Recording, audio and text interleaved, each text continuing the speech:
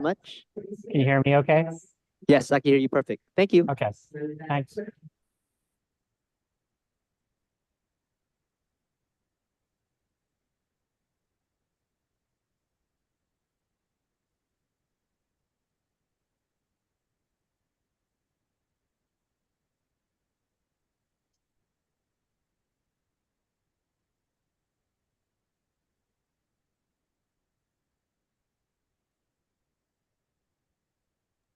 And just to let you know, I'll give the presentation and then I'll be moving from my laptop to my phone. So, or I'll try to stay on my laptop, but I'm at the airport and we'll be taking a Uber to my hotel, so I might lose connection. Just to give you that heads up. And then no worries, Larry. Also thing to note, Kat, she'll actually be, I think, absent today. Oh, So say a few words, and then okay. I'll be sure to deliver her certificate at next month's meeting. Okay, no problem. Thank you. Thank you for that.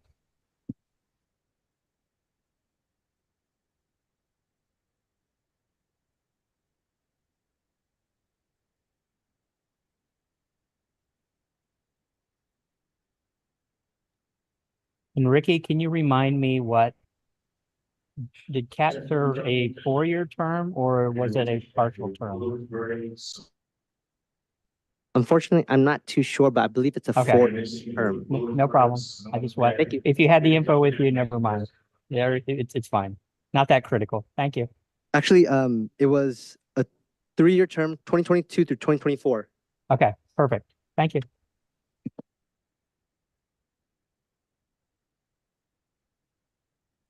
All right, everyone.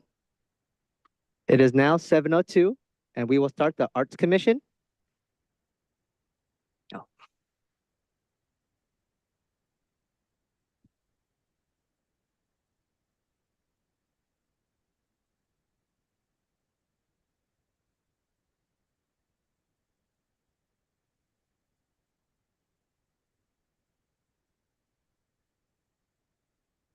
Am I on? Yeah. Okay. Are we ready? Okay. Okay. Ready?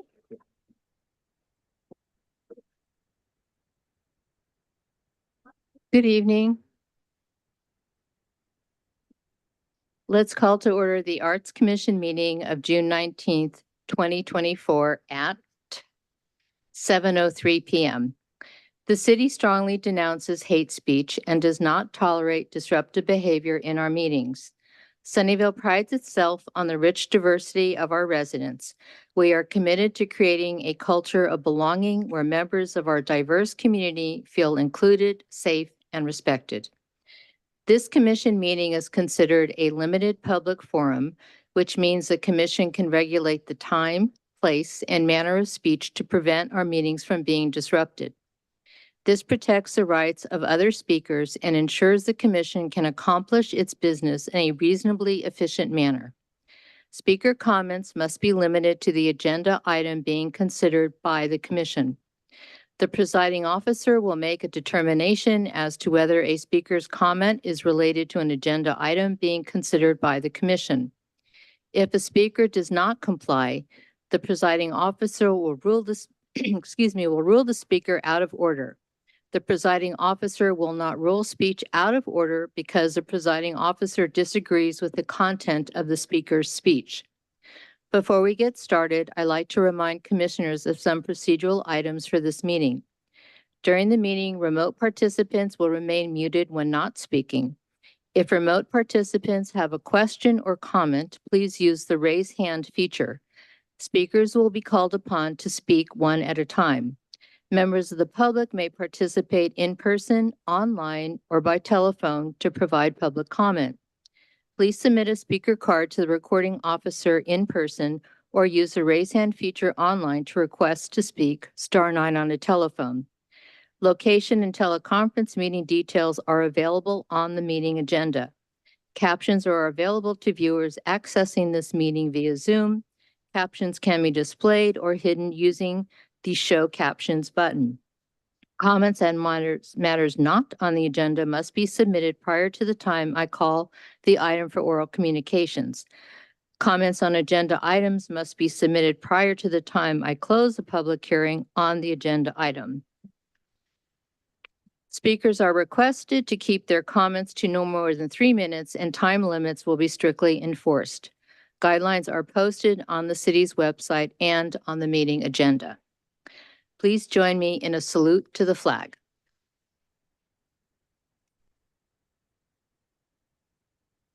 Pledge allegiance to the flag of the United States of America, to the republic for which it stands, one nation, under God, indivisible, with liberty and justice for all.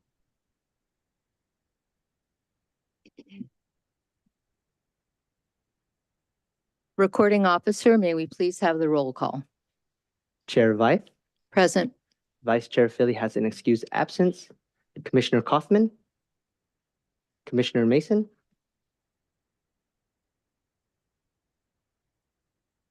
Who? oh, Eskridge, sorry, Here.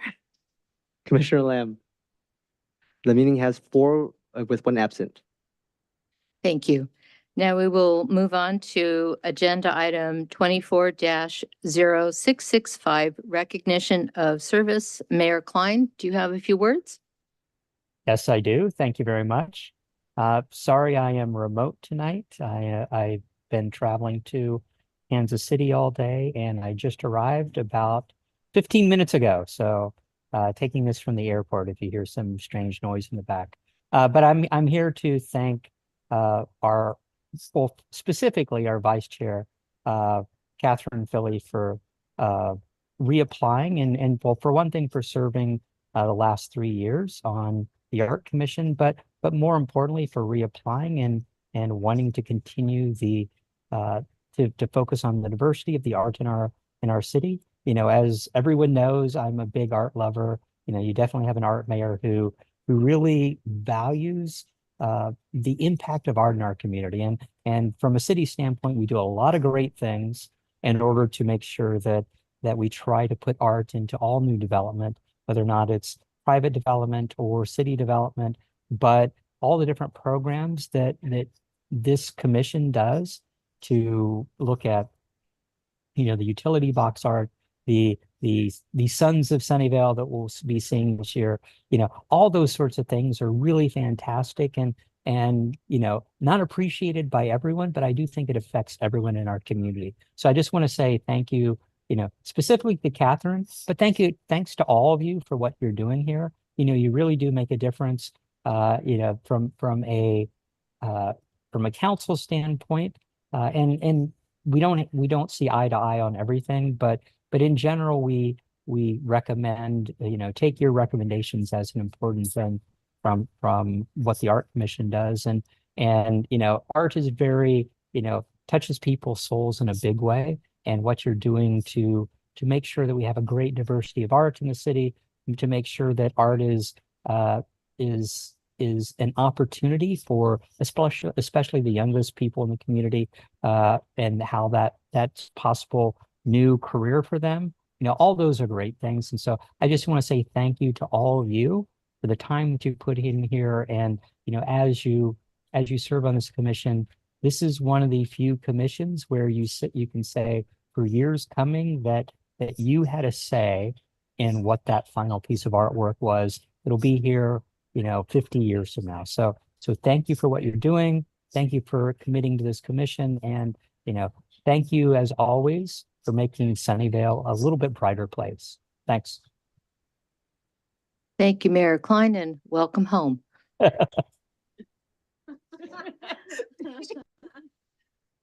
Now I'd like to move on to agenda item 24-066, National Art and Humanities Month, scope of commission hosted Kids Art Project. Kristen, do you have something to say? Yes, hi, thank you. So it is that time of year again. As you know, we try to do something every year for Arts and Humanities Month, which is the month of October. And the Arts Commission for the last several years has been sponsoring a project. Do we have a presentation, Ricky? Okay, well, we don't have any pictures, so we'll just talk. But I think you all can remember that last year we did Art in the Park with the canvases, which was really well received. And the year before that, we did the Yarn in the Park, where we wrapped the benches and the trees and kind of yarn bombed Washington Park. So we're at this point starting to plan for that again. So I wanted to take the time this evening to just remind you what we've done in the past and ask you all to start thinking about what you'd like to do this year as a commission, what you would like to host. And when I say host, you'll have support from staff, but we would really like your help in pulling it together. I think the only thing from our side as a staff that we would ask is that we kind of keep the Art in the Park theme. So we do something in the park, but it doesn't necessarily have to be something we've done before. If you have a different idea of what you'd like to see happen. Or even a different park. The last 2 times we've done it at Washington Park, just because it's a really big, well traveled park. But we can certainly switch that up. So I think that's it for right now. We're not asking for a vote tonight, but if everybody can give it a little bit of thought and get back to me by next commission meeting, preferably within a couple of weeks. If you want to send me a quick email, if you have an idea, I'll put something together in time for the next meeting. Let's see, we may not have a July meeting. Might be in August. It depends on the agenda. But so not making any promises, but the next time we get together as a commission, we will put it on the agenda, we'll agendize it, and we'll have a discussion on some of the ideas that you've come up with, and we'll take a vote. Any questions? Okay, thank you, Kristen.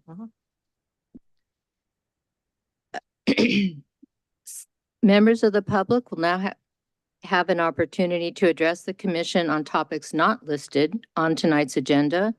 This section is limited to 15 minutes and may be extended or continued after the public hearings general business section of the agenda. Individuals are limited to one appearance during oral communications. If a speaker does not speak to a matter within the commission's subject matter jurisdiction, the presiding officer will rule the speaker out of order to allow the commission to conduct its business in a reasonably efficient manner and to protect the rights of other speakers. The presiding officer will not rule speech out of order because the presiding officer disagrees with the content of the speaker's speech. Is anyone interested in speaking during oral communications? None at this time. Thank you.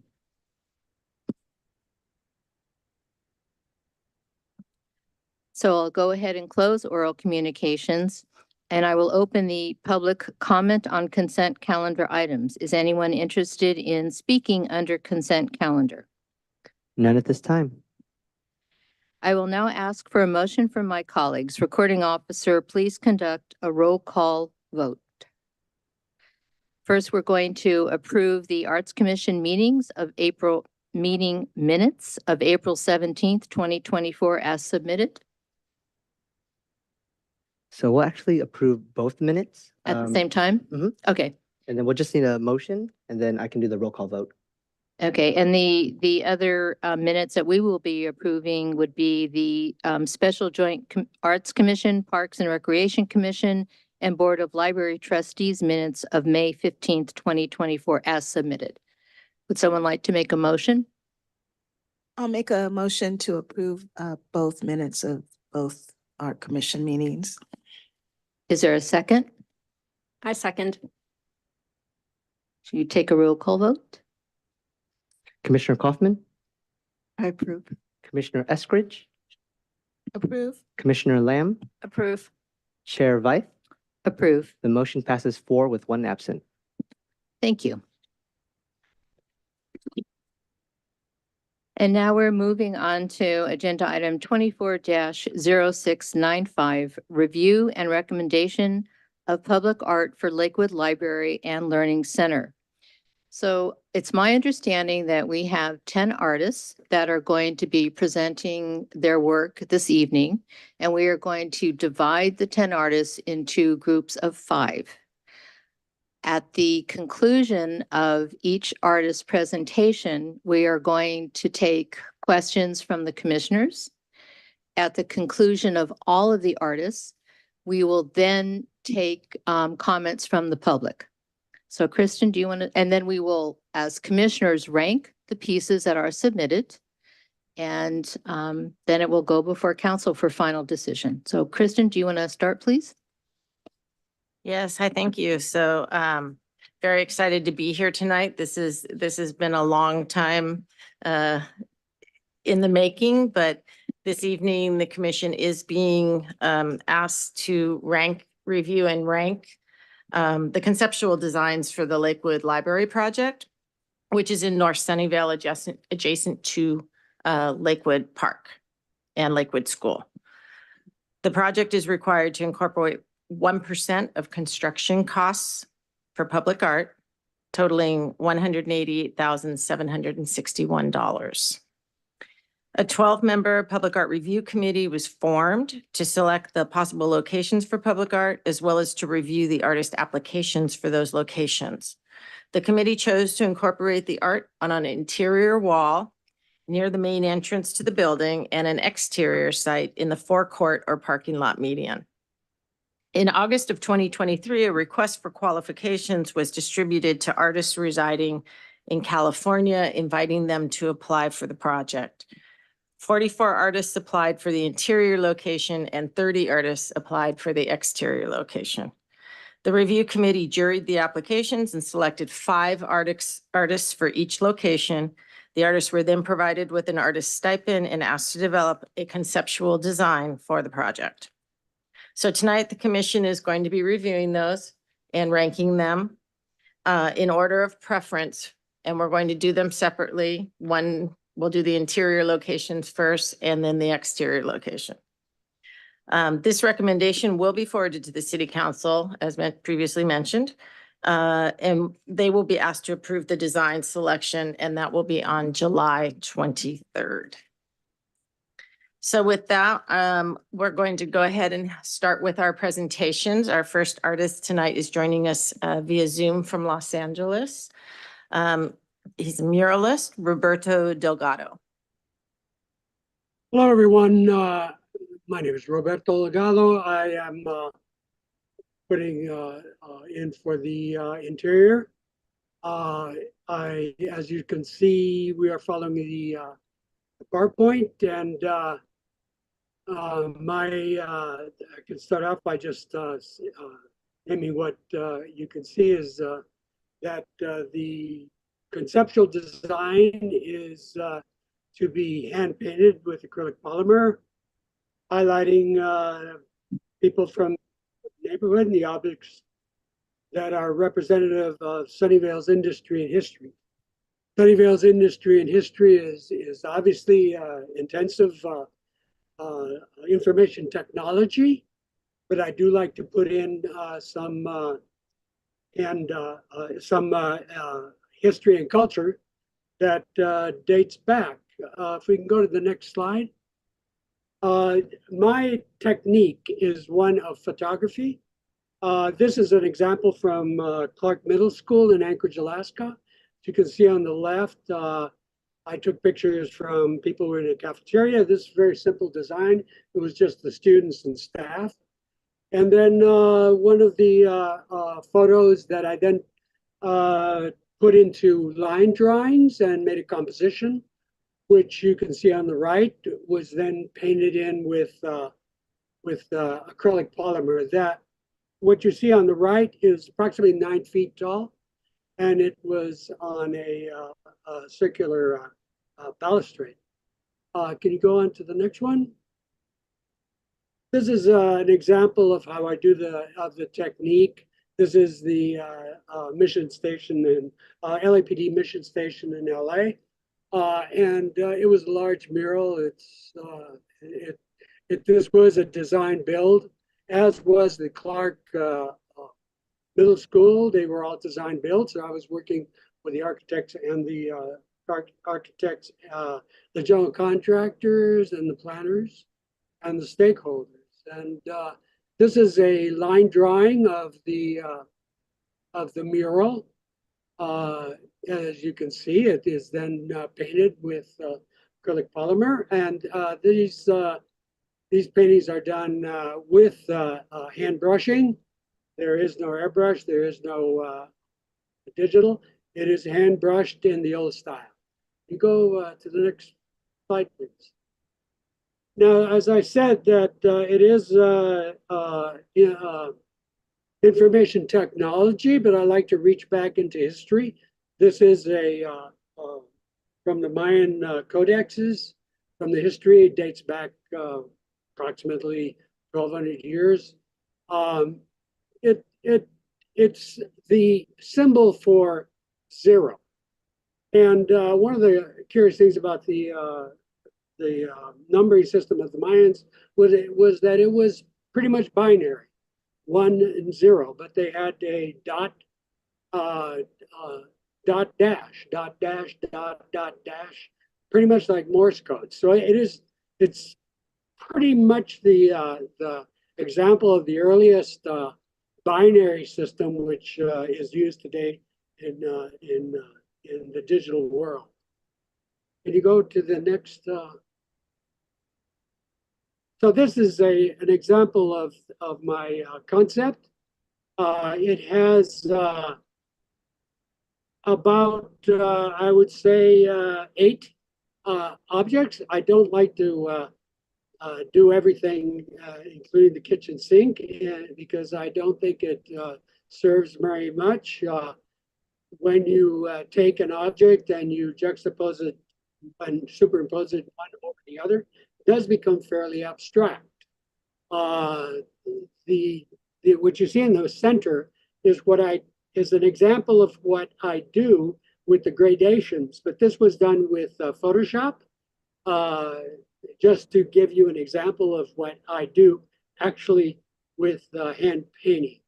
You could go on to the next slide.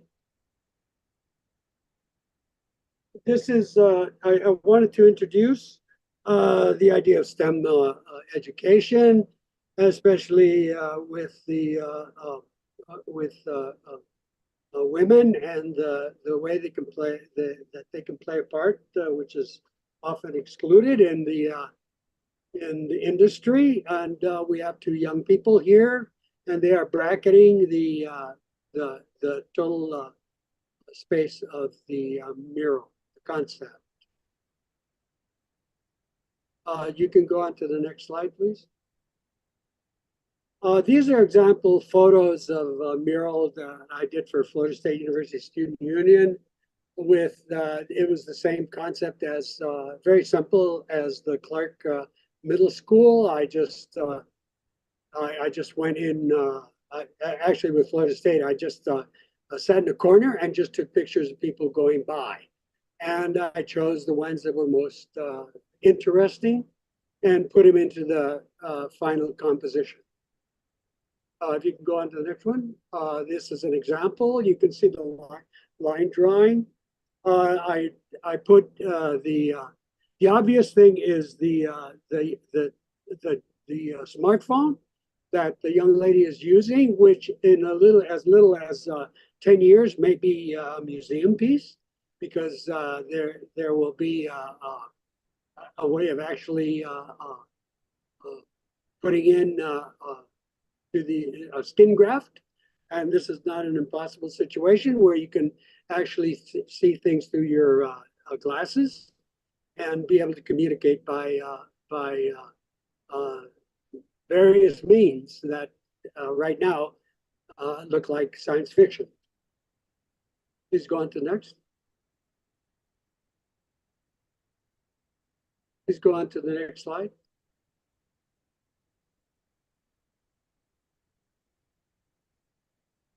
This is the same thing, and I just wanted to put young people going to and fro. Very simple composition. You can see the line drawing, which is part of the technique, and of course the smartphone. This is the next slide. This is a basic chip pattern. The structure,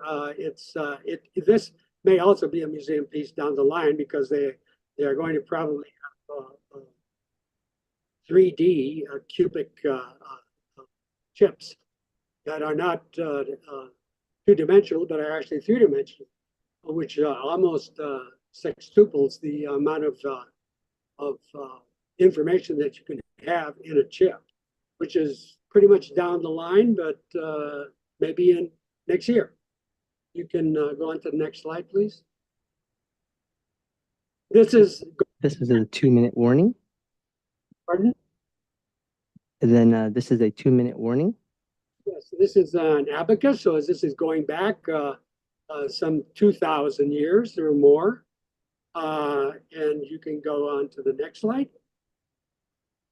And finally, I wanted to put in an idea of ecology and the idea of the bicycle, which was one of the main ways of transportation in the early 20th century.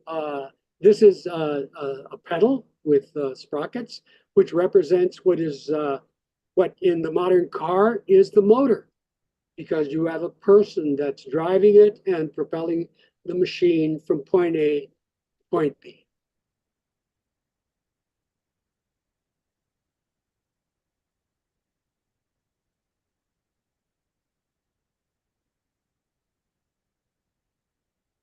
Did the commissioners have any question of the artist?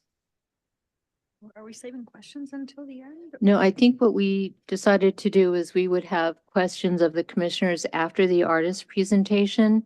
And then at the very end, we will have public comments.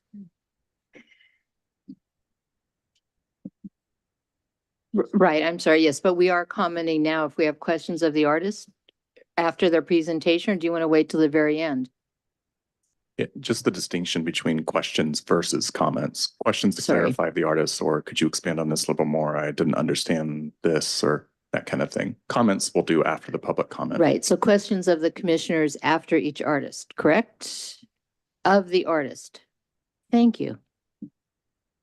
So getting back to my original question, do any commissioners have any questions of the artist? Okay, thank you very much. Thank you, Robert. I neglected to mention to all of the artists who are presenting tonight that after you present, you are most welcome to stay for the remainder of the meeting. You are also most welcome to jump off the Zoom call, or if you need to get up and leave, you're welcome to do that also, unless you want to stay and listen to the final vote. So our second presentation tonight is Lordy Rodriguez, who is out of Benicia, but unfortunately she is actually in flight right now, coming back from Europe, and is unable to be here. So she has asked me to present on her behalf. So I'm going to read a presentation for her. She wanted to say, thank you so much for the opportunity to share this proposal with you all today. I wish that I could be here in person to present this idea. So next slide. Oops, here comes Ricky. Oh, I get it. Now I have to figure out how to work it. Is it on?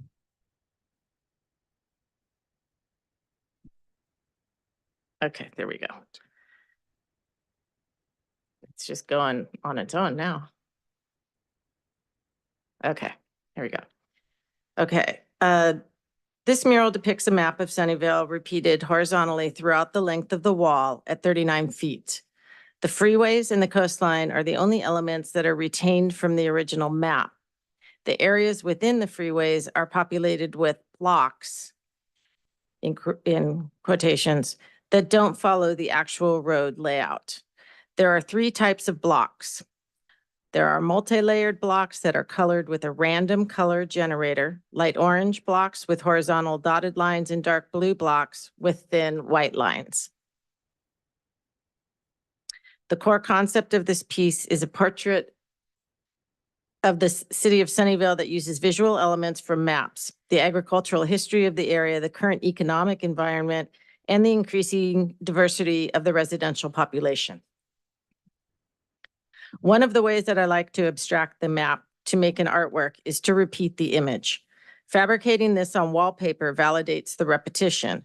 Doing this lets me reimagine the possibilities and potential of a place. To act as an anchor, the 5 main roads and freeways are kept as well as the coastline. This hopefully gives some level of recognizability to the audience. So you can see State Route 237, US 101, State Route 82, 85, and Interstate 280. Even though the freeway system is repeated, the blocks that fill the map are not. Each area is a unique configuration of blocks. There are 3 types of blocks that are depicted. The next 3 slides show the blocks and the inspiration for their final look. Residential blocks. These blocks are depicted with multiple layers of varying colors. The multiple layers reference contour lines in topographical maps while depicting multi-storied buildings, illustrating the relative density of the area. The colors are chosen using a random color generator.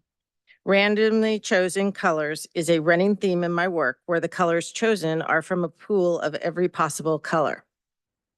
This is a metaphor for the structure of population demographics, and in this piece, it references the diversity of the residents. Industry blocks. These blocks are depicted with a dark blue background with repeated horizontal white lines. This visual comes from solar panels, which represent the technology industry that makes up for most of the economy. I chose solar panels because they're a technology that represent clean energy, forward thinking, and they use the sun to make energy, just like the fruit orchards use the sun to make food energy. I was also inspired by the now demolished Onizuka Air Force Base's blue cube building. The exterior facade has a similar pattern to solar panels and was built in Sunnyvale during a time when the majority of the land was populated with orchards. Orchard blocks. These blocks are depicted with a light yellow-orange background with dotted lines of green circles. This references orchards in the agricultural history of Sunnyvale. In the final version, I would like to add more unique marks and references to specific historical facts of the area, like the Chinese labor force and the opening of a Libby's factory. The Dreamscape suede wallpaper produced by Applied Coverings is a heavy-duty wallpaper. I've used their product in a previous project of a similar size. Occasional dusting with a dust mop is good enough to keep the piece clean of debris. Graffiti would require a replacement of that section of wallpaper. The proposed site is the primary wall with a workable space of 6 feet high and 39 feet long. My proposal would like to cover as much of the wall as possible with track lighting. The drawing process will take about 3 months, and I'll be drawing at a 1/5 scale. The drawings are digitized, colored, edited, and resized to fit the wall. Fabrication for the wallpaper is about 2 weeks. Thank you very much for this opportunity to present my proposal in absentia. Please feel free to email me any questions. Good evening.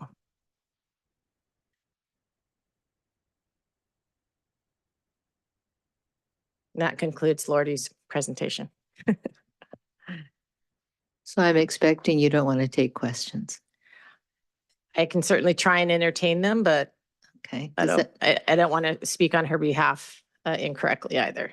Okay. Does anybody have questions at this time? So what is the material of the wallpaper going to be made out of, and what's the longevity of it?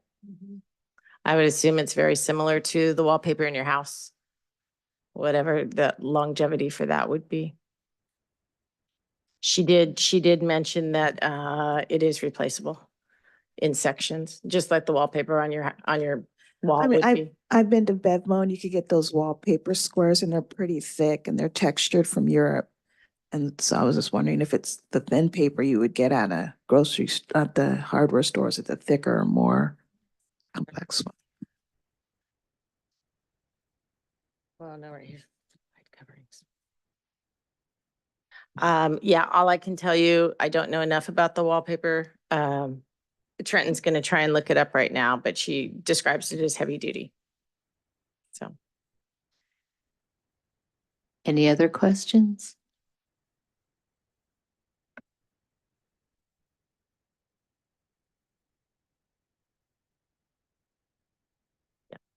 Is that it? Yep. Okay, thank you. Okay, so on to our third presentation, Rough Edge Collective, who will be joining us from Santa Rosa. It's the artist team of MJ Lindo Lawyer and Joshua Lawyer. Hello, can you hear us okay? Yes. Okay, great. Well, thank you guys so much for giving us the opportunity to present. We're pretty bummed that we couldn't make it tonight. We just finished an installation here we're in Norwalk, Connecticut right now. And we literally signed the wall this morning and are headed back tomorrow morning. And we missed you guys by a day. So yeah, anyways, I'm Maria Jose Lindo Lawyer. I'm Joshua Lawyer. And this is our proposal for the Lakewood Library and Learning Center. Go ahead and go to the next slide. So our design is called Lost in Thought. When considering the setting, we couldn't help but think about how a good book can transport you to another world, pushing your mind to imagine things that didn't exist moments before. We tried to hone this power of storytelling and use it as the driving force of our design process. We had two notable inspirations when designing this piece: the ancient Greek poem, The Odyssey, and the late 80s movies, where a grandparent would read to a child and the story would play out on screen. It might seem inconceivable that these two storylines could work together, but we thought by incorporating the lighthearted touch of a film like Princess Bride with Homer's epic tale, we could engage a broad range of library goers. Our goal for this mural is to bring out the playful spirit of its audience and to encourage them to eagerly await the next chapter. Our hope is to inspire the viewer to become the main character in his or her own story. Next slide, please. So here we superimpose the image so you can kind of visualize how it will sit on the wall in the library and how people might experience it when it's fully installed. Yeah. We do this using a hand brush style with Acrylic paint. with exterior acrylic paint. Next slide, please. Upon closer inspection of the design, you will see the book coming to life. A boat and its crew on its action-packed voyage home. With every flip of the page, it depicts a conclusion of one great adventure and the beginning of another, not only captivating the reader, but also the sea dragon, who listens intently to every word and asks, "Then what?" We find this curiosity adds a bit of levity we were aiming to capture from the childhood stories we love so dearly. It is believed that the Odyssey was a story told by word of mouth, long before Homer put the words down as a poem for all eternity in the 8th century BC. We are thrilled to use the legacy from this ancient tale about a protagonist on a long journey home as inspiration. Our hope is that this piece can serve as a gateway to the great mysteries of the past and the beauty hidden in the traditions passed on from generation to generation. Next slide, please. On the left side, it's depicting a rocky seashore, including an island shaped like a skull of a mysterious creature. On the right side, it features the image of an inquisitive sea dragon hanging on to the reader's every word. Next slide, please. Or can we stop? I'm sorry, can we go to the previous slide? Okay. What were we? So I didn't know if you wanted to. No. We're good here. Okay. Sorry. Go ahead and go to the next slide.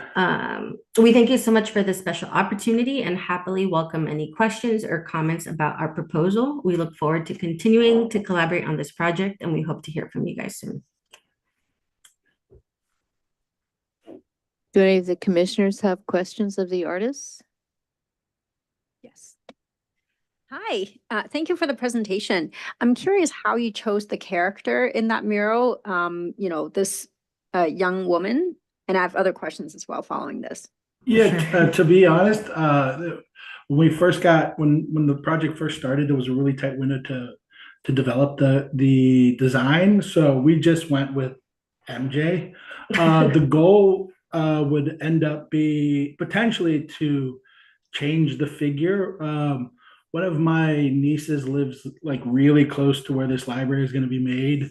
And so we were like, oh, we might go and photograph her as like another figure because they anticipate using this library a lot. And then having another second figure. We want it to be an older figure, not super old or not, we don't know exactly the age, reading the story, and then a younger Listener. listener. Yeah. But yeah, that would be something kind of we would want to brainstorm with the committee and see like what direction they would kind of want to take. Great, thank you. And my other question is, I love the sea dragon coming out of the book. Is that going to be legible from a distance, or if you walk up to it, like, because it's so high up? Mm-hmm. I think so. The goal would be that it would be, I mean, the silhouette would be visible from a distance. You would be able to kind of see like, oh, there's something there. And the goal would be to have it look good from afar and up close. I mean, we want there to be details that are, you have to be up close to look at and catch, like little Easter egg things. And then at a certain length, maybe like 6 feet away, you take it in again, and then another, from a distance, you see the main figure or figures as like the thing that catches the eye and like the burst of colors. Great, thank you. No Thank problem. you.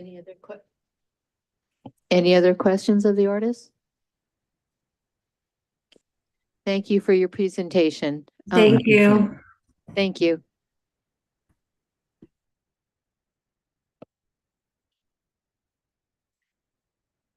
Okay, thank you so much. Our fourth presentation is a muralist from here in Mountain View or close by, Harumo Sato.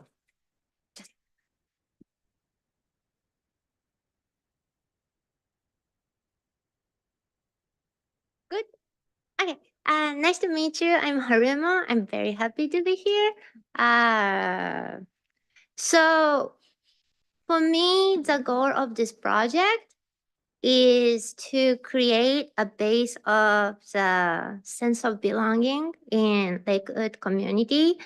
And so I don't propose a final artwork yet. I want to propose my concept, because to me, public art is for people who live surrounding the area. And I just can't feel right if I don't engage with those people. So I want to explain how my process gonna work. And if you have any question, let me know. But typically my work is very bold, bright, and colorful, and has a lot of movement to celebrate the moment where we share. And then the 3 elements are the things that I want to focus on to finalize the element. And 2 of the element I want to get community involvement and decide what type of element I want to put on. So let's figure out what I want to do here. So first one, I want to focus on local fauna and flora because they have been in Sunnyvale before human beings started living. So to me, visualizing them is a way to honor the land and honor the moment where we honor the moment to live in Sunnyvale, Lakewood. And then also I'm hoping that through depicting them, I could expand a definition of community, like not only among human beings, but also among human beings and wild fauna and flora. So I want to focus on, like local animals that everybody can see here so that they can recognize them when they see my work. The second theme I want to focus on is fruits. I believe that the fruits are really great material to connect past and future, or past and present of Sunnyvale, because fruits like how to say, like in the past, Sunnyvale used to be an orchard. And nowadays it's a center of big tech companies, which bring a lot of people from all over the world. So depicting fruits that Sunnyvale Orchard used to produce and international fruits that many new residents eat, like to celebrate their culinary culture, like in one like two-dimensional area, is a way for me to kind of connect past and future between those. And then third one, I want to focus on pattern design. Because to me, pattern designs are very unique in many ways. First, it represents each individual culture, but we also need to acknowledge that the pattern design travel across borders really easily and really fluently without any restriction. And they're adapted to a new area. And then, like then the new adapted area gonna start making a kind of new adapted way. And then they finally kind of use it as their own, like, identity. So to me, pattern design is a representation of each culture, but at the same time, it also represents cultural fluidity that we all share and celebrate. So in order to finalize the design, I want to collaborate with library and high school student and elementary school student and the recreation department in Sunnyvale, and hopefully long-time resident in Lakewood too, to ask those questions. And if like any participant are willing to do, I want to host workshop to explore two questions. Like one, what type of clothing do they think to represent their culture? And then second, what type of fruits do they think to represent their unique culinary culture? Because I think nowadays in the Bay Area, there's so many people move in and move out. It's really hard to find a place to start community. I'm a mom of 3-year-old and I feel the same.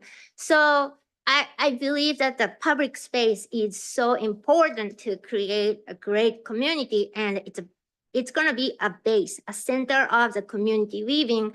So through my work, I want to kind of create an opportunity for community members to get to know the space before they're already done. And I want them to feel sense of belonging, like once it's open to the public. And I also want to use that opportunity to help them to get to know each other very more in more meaningful way, to kind of understand each other and share the moment each other. So yes, this is where I want to achieve through this project. Thank you for listening. Thank you. Are there any questions of the artist? I have one question. You showed a slide of I think it might be a water tower near the Baylands. Did you do that, or were I made the design. That one is so there are two tanks, right? Mm-hmm. And then one, so the concept for the tank is like the other tank celebrate like almost extinguished animal. And for my tank, I celebrate the animal that we see nowadays. Cause other artists, Inkwell and I were talking about how to bring awareness of the sustainability to the community. And to us, like visualizing the history of past and present in Sunnyvale is so crucial. So, and then I think how Inkwell work is very monumental, and my work is more like bubbly, how to say, more, I think, celebrative style. So I think that's I think it worked out for us. I hope you enjoy the pieces. But Actually, every time I go to the Baylands, I enjoy it. So thank you. oh, thank you so much. I'm glad to hear. Thank you. Any questions? Okay, thank you very much for your presentation. Okay, moving on to our next presentation.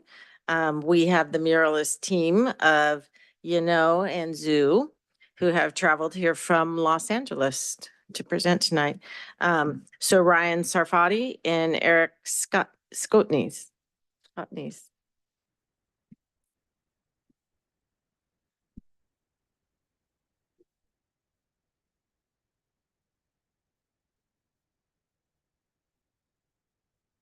Hi, I'm Eric Scottness. I'm Ryan Sarfati. Yep, stuck there. So this is our concept.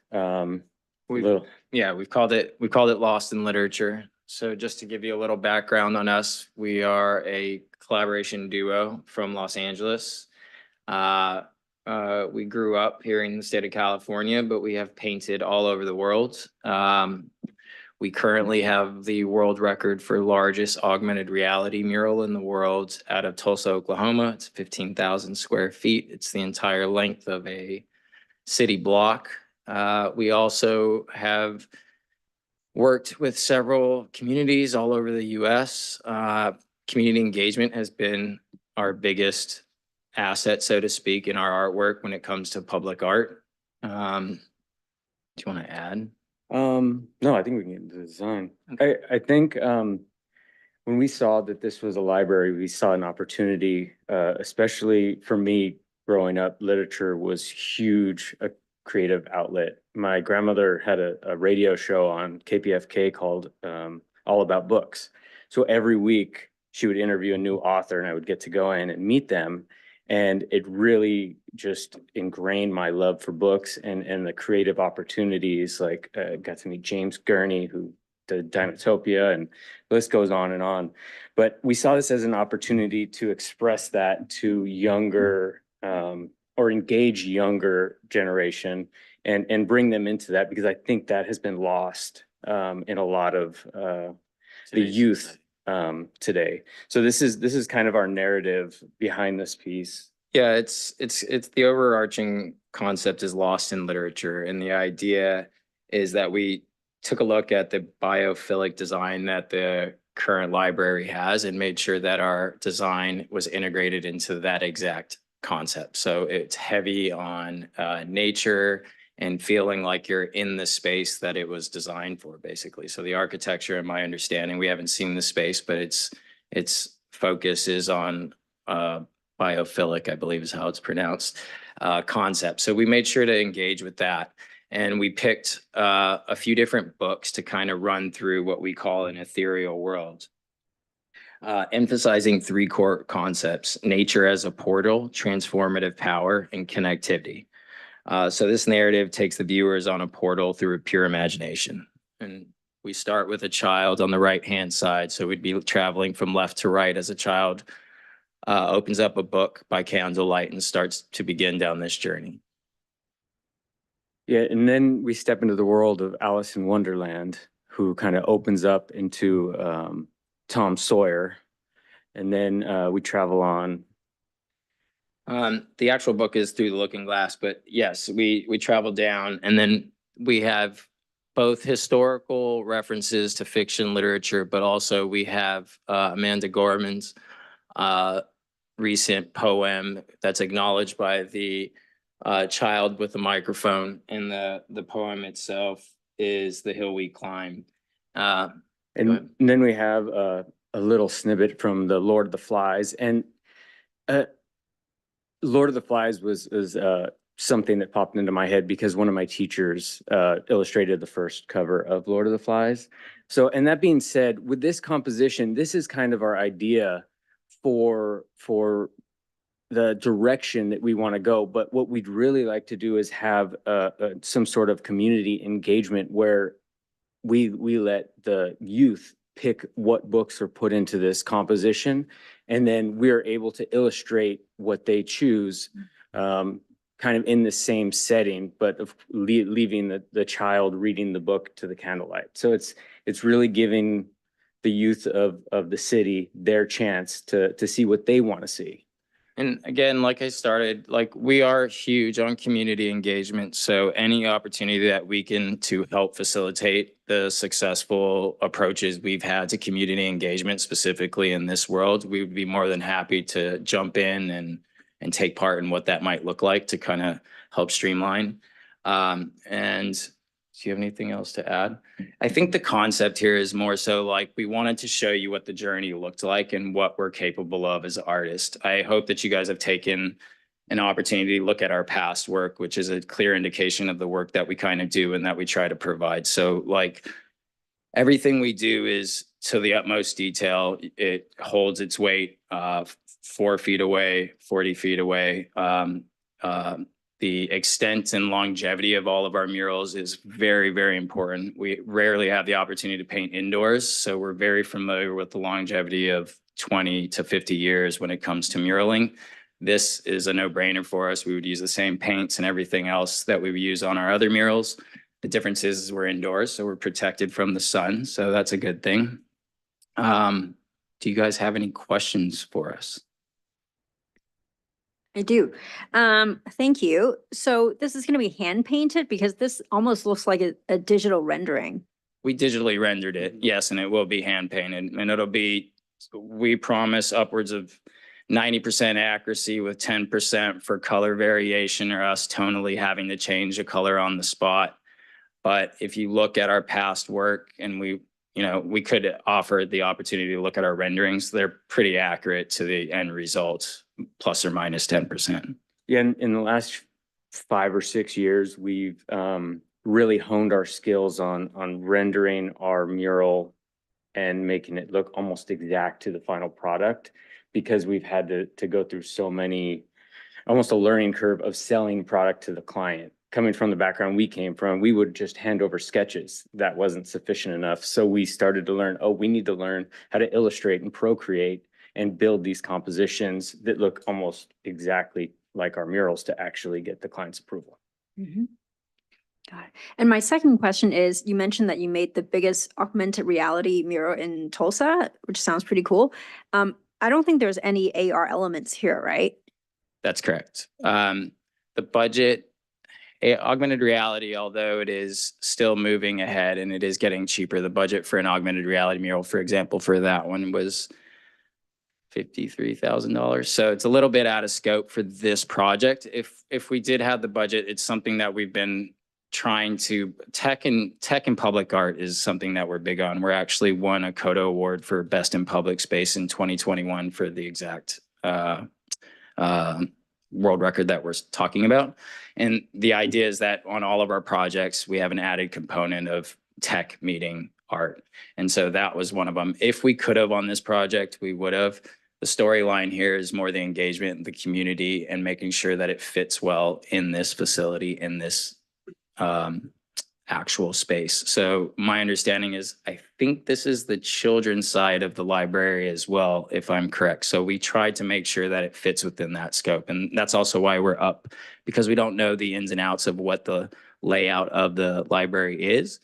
We're up for a change in whatever books these might end up being, Thank you. No problem. Any other questions? I think I have more of a comment, a couple of comments. I think your work is really beautiful. And when I looked at it prior to hearing what you have to say this evening, I was not concerned, but I was wondering about the choice of the book. So I'm glad that you're going to give the community a chance to decide what they would like to see, because I think that's extremely important in this new library. 100%. And we've learned that through all our past experience. We just wanted to hone this into as deep as possible to show you. Our original version 1 was just a few photos put together to try to streamline the concept. We had the opportunity to put together a full composition for you guys, which we were paid for by the stipend. So we kind of felt like it was integral to showing you exactly what we could deliver, plus or minus 10%. But also that, yes, we are open to community engagement. I mean, one of our best murals to date is in Columbus, Ohio. It's an 11-story building. And we originally had the mock-up of a of a woman, but a woman in a Somali garb with no actual, like, we didn't have a character. It was just a woman. And the reason why we chose the woman in the Somali garb is because we found out through community engagement that they had the second largest Somali population in the United States. So again, we had a basic concept, but coming to the table and going back to community engagement, we ended up meeting Hodan Mohammed, who is a friend of the Somali people within that community. And she's helped over 5,000 Somali immigrants migrate and immigrate to America, obtain citizenship, enter into college, get an education, learn how to drive. Like, she was our person. And in the end, we ended up using the same figure, but having a face added to it. My point is that it's very important to take community engagement, because that key piece was what changed that project and won us an award for Best in Public Space. Excellent. Thank you. Does anyone have any question? Oh, Commissioner Kaufman? The color scheme that you have here is different than the one in our, that we received online. Could I look at what you received online? Okay, yeah, so that's what I was talking. So that's what I was talking about. The original concept was just photographs basically laid out and positioned to kind of, when we submitted that version 1, that was during a project we did recently in San Juan Bautista, which is not too far from here. Yeah. And we just completed that project. So we had put together the rendering. The fortunate position of having a little bit of extra time in the stipend and everything else allowed us to go into more detail and kind of show you guys. We were afraid that you wouldn't understand what we were trying to propose based on the first concept. So if you look at our past work, this color scheme is very in line with what we do in general, but depending on what book we land on, that might change, right? The idea that we are trying to hold tight is the biophilic concept of having a lot of nature involved, because to us, it fits within the architecture itself. So we're really concerned with meeting 2 points. 1, the community engagement part, and 2, that it fits within the space. And I don't know what the library design inside is going to be. That might be another consideration too. At this point, the library is not built, so we can't go visit it, but you can see in your packet, there is some renderings of the space. Which I noticed in the renderings that there was nature-like architectural design choices within the concept renderings as well. So we were trying to understand what the space looked like and then take a stab at what it looked like based on the books we were using, kind of thing. No worries. Any other questions? Okay, thank you. Thank you. So that's it for the inside, right? Inside That artist? was our last interior presentation. And before we move on to the ranking, I do want to just clarify that as part of the contract, whoever is selected will be doing a community, some type of a community workshop as part of the contract. So although not everybody touched on that, it will be a requirement for everybody. So I have a question. So then, regardless of whether or not the artist mentioned that, we will seek the community represented in some fashion by the artist after they engage with the community. No, not necessarily. The artist will they can either choose to bring the community in as part of their design process, or they can bring the community in afterwards as part of an educational or taking their design out and getting the community involved so that they're doing something in a workshop. But whether or not, it's up to the artist whether they want to take things from the workshop and incorporate them into the work. Okay, thanks, Kristen. So do we want to take comments from the public? Do we have anyone wishing to speak?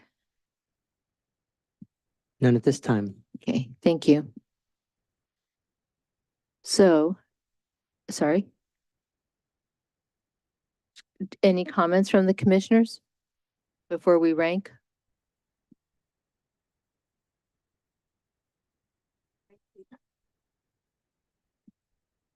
Do we rank these now or do we wait until? So we'll rank the interior ones right now. Oh, Essentially, we'll have you guys rank them, 1 being the highest, 5 being the lowest. Take a minute, take your ranking, and then within the next 2 minutes, I'll call on you randomly. Then I'll put it on my tally sheet. But if someone has any comments about the pieces that we just looked at, you're certainly welcome to make them. No? Okay. Commissioner Lamb said she's ready to rank. I'm not quite ready yet, but almost there. Thank you. I'd like to have a discussion about it myself. Okay, go ahead. I liked the ones that referenced the library.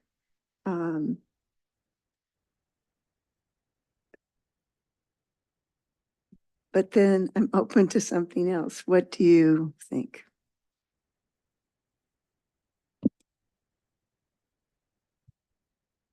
Can't believe we're so quiet this evening. I know, come on. Okay, I'll comment.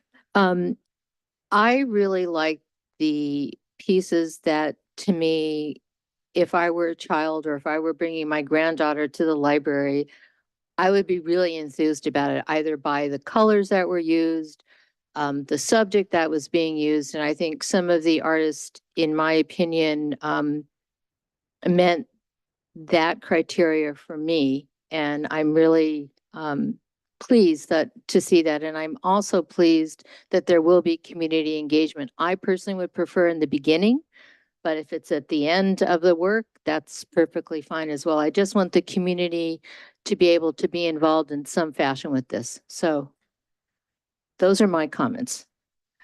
Okay, come on, Winnie. Commissioner Lamb. Since you're forcing a discussion. Thank you. So I definitely resonate with your comment there. That if you're bringing children to the library, you want the artwork to really resonate with them. I see that point of view as well. And so I think that we have a really good combination of art pieces tonight, some of which are, I think, I'm not sure what the right word is, but communicable to a broad audience. And I think we've got other pieces of artwork that are more abstract, that are that take a lot more interpretation, particularly the first couple of them. And so I think, for a general audience, including children and adults and everybody, that's where my vote would be leaning, is something that really speaks to everybody without a whole lot of kind of, second degree, third degree of thinking involved. Thank you, Commissioner Lamb. Commissioner Eskridge, do you have any comments you'd want to share? Basically, echo what Commissioner Lamb said, that I love abstracted art and abstracted concepts, but for a library that's going to serve a range of people, that to have something that's more familiar when they walk in, so that they don't have to try to figure out what it means. I think, in my thinking, that's a little bit more in line with what would be appropriate for the library.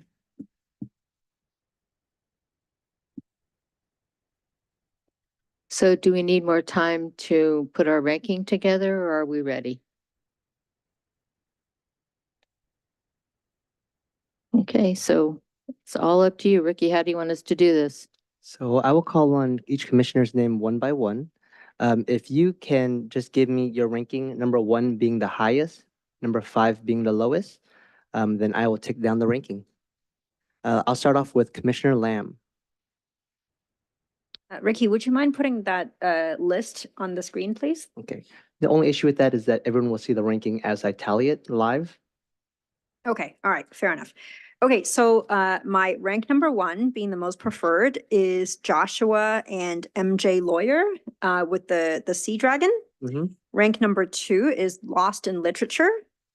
Rank number 3 is the Mountain View-based artist, I'm sorry, I didn't quite catch her name, Harumu, I think. Mm-hmm. Rank number 4 is Lordy Rodriguez. Rank number 5 is Roberto Delgado. Thank you very much. Commissioner Eskridge.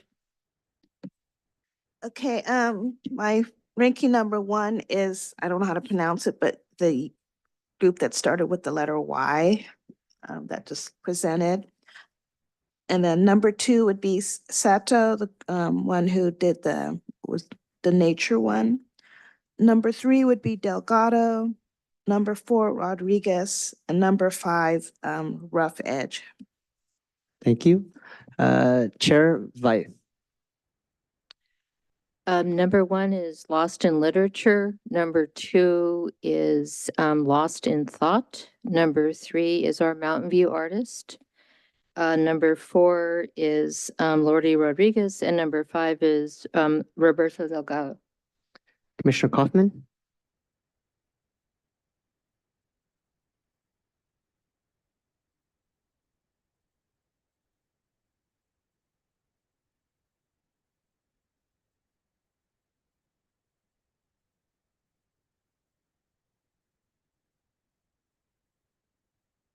All right, thank you.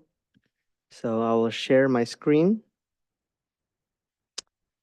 The rankings show that Ryan and Eric have the highest ranking.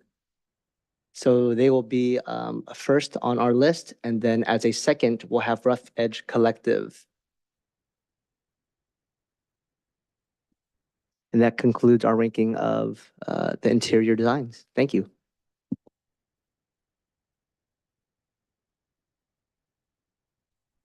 Thank you. And thank you again to all the artists. Are we going to have, Kristen, are you going to present the exterior artwork? Sorry?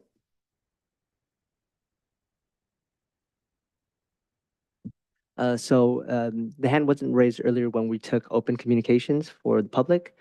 So hopefully she'll be able to raise her hands again later for the exterior. Okay, thank you.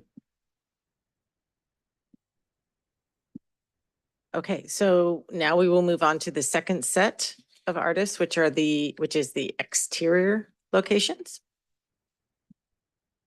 And our first presenter will be sculptor Eric Powell, who is with us tonight from Berkeley. Hi, everybody. Hi, everybody.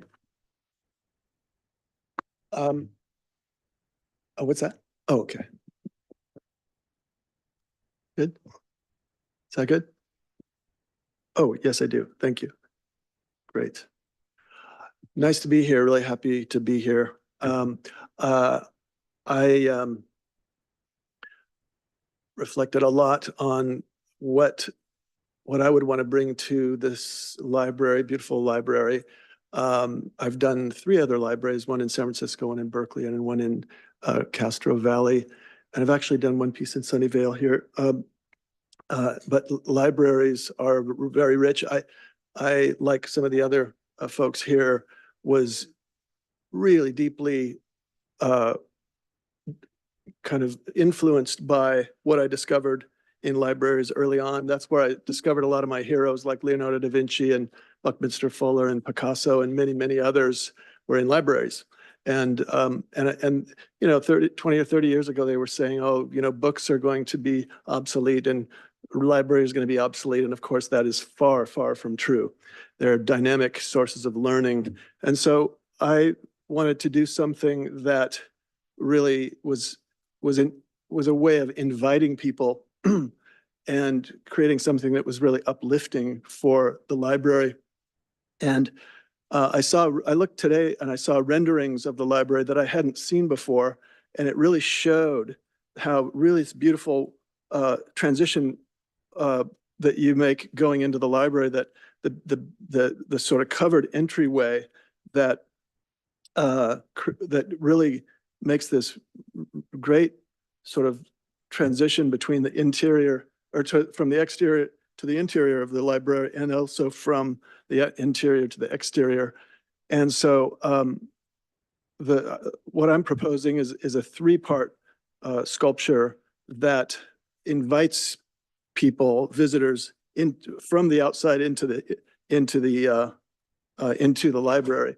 So there are 3 archways. This is one of them, and you know, my goal is to is to create something that is really inviting and engaging and exuberant, and that appeals to a wide range of people, that has a kind of a universal appeal, and that really stands out. Like they're like three beacons that show that, you know, are very recognizable when you approach the library. So this is there are three archways, each representing a winged creature. I don't use that word very often, so I don't have the opportunity to use that word very often, so I'm using it. A winged creature. This is the honeybee, and they're also represented is the butterfly and the dragonfly. And each of these carry tremendous metaphor that is very much connected to learning. And so the honeybee, the wings of the honeybee grow out from a central book. You can see, and this is all open work. So it's not cutting off the horizon or the landscape. You can see through this. The honeybee embodies focus, hard work, generosity, and prosperity, a powerful metaphor for the library. The book features the yin and yang at its center, a universal symbol of integration and harmony of heaven and earth. And then the four leaves growing out of the center represent the rich diversity of the Lakewood community. So it's the height is about 20 feet. It's variable, but it's again, they're like beacons. They have a really strong presence and a really inviting quality. The next one is the dragonfly. The amazing thing about the dragonfly and the metaphor, this fantastic metaphor, is that it sees 360 degrees. It's one of the very few, and it's also a dinosaur. They have fossils that go back tens of millions of years. It's pretty much the same design. So it also represents resilience and longevity. Let me see here. So the dragonfly is a powerful symbol of self-realization and maturity in almost every part of the world. It can see 360 degrees, symbolizing the uninhibited vision of the mind. The central figure emerging from the book symbolizes the feminine dimension of creation and women authors. Lotus blossom emerges from the top, representing beauty and rebirth. So again, these are tall. They have a really strong presence, and they invite you into the space. And when you're in the space, they invite you out into the world. So they work in unison with each other. And then the third sculpture, it's like a three-part piece, is the butterfly. And the butterfly is it's like the ultimate metaphor, because it's all about metamorphosis and rebirth and transformation. Perhaps more than any other animal, it's just incredible process that a butterfly goes through to become a butterfly. The butterfly emerges from the central book, revealing a mandala encircled by four figures holding a lotus flower, inspiring and cultivating curiosity in the viewer. The butterfly signifies the power of transformation, rebirth, and metamorphosis, and plays a significant place in ancient mythology around the world. And also these sculptures take up very little footprint. They don't get in the way of anybody. They are on the one hand, they're large and they have a really strong presence. On the other hand, they're open, and it's really about creating kind of an uplifting, inviting energy inside, into and outside of the library. And so the three create a really strong sense of continuity.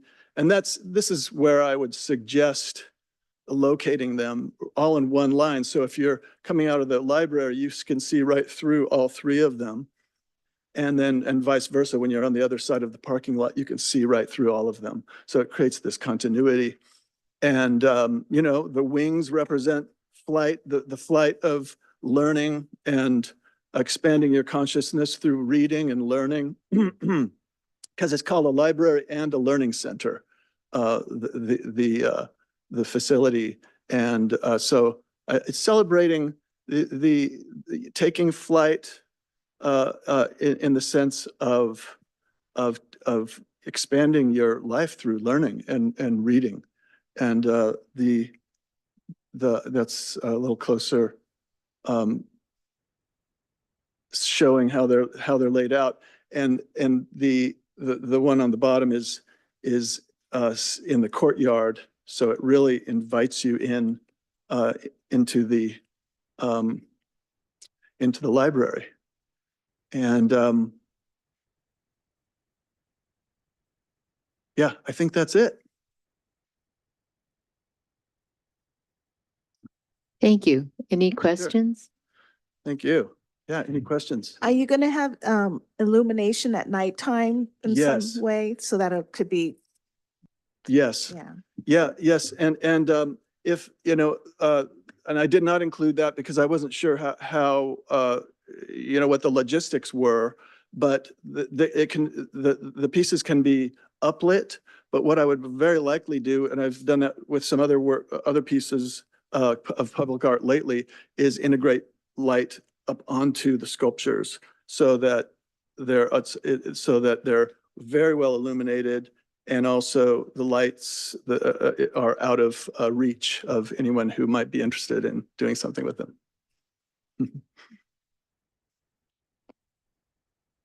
Anybody else have any questions? Yeah, a couple of questions. Yeah. Would you consider these designs to be somewhat final, or are you looking for the community's input into, like what symbols you put inside the book and all that stuff? Thank you for asking that. I neglected to say that. Totally open.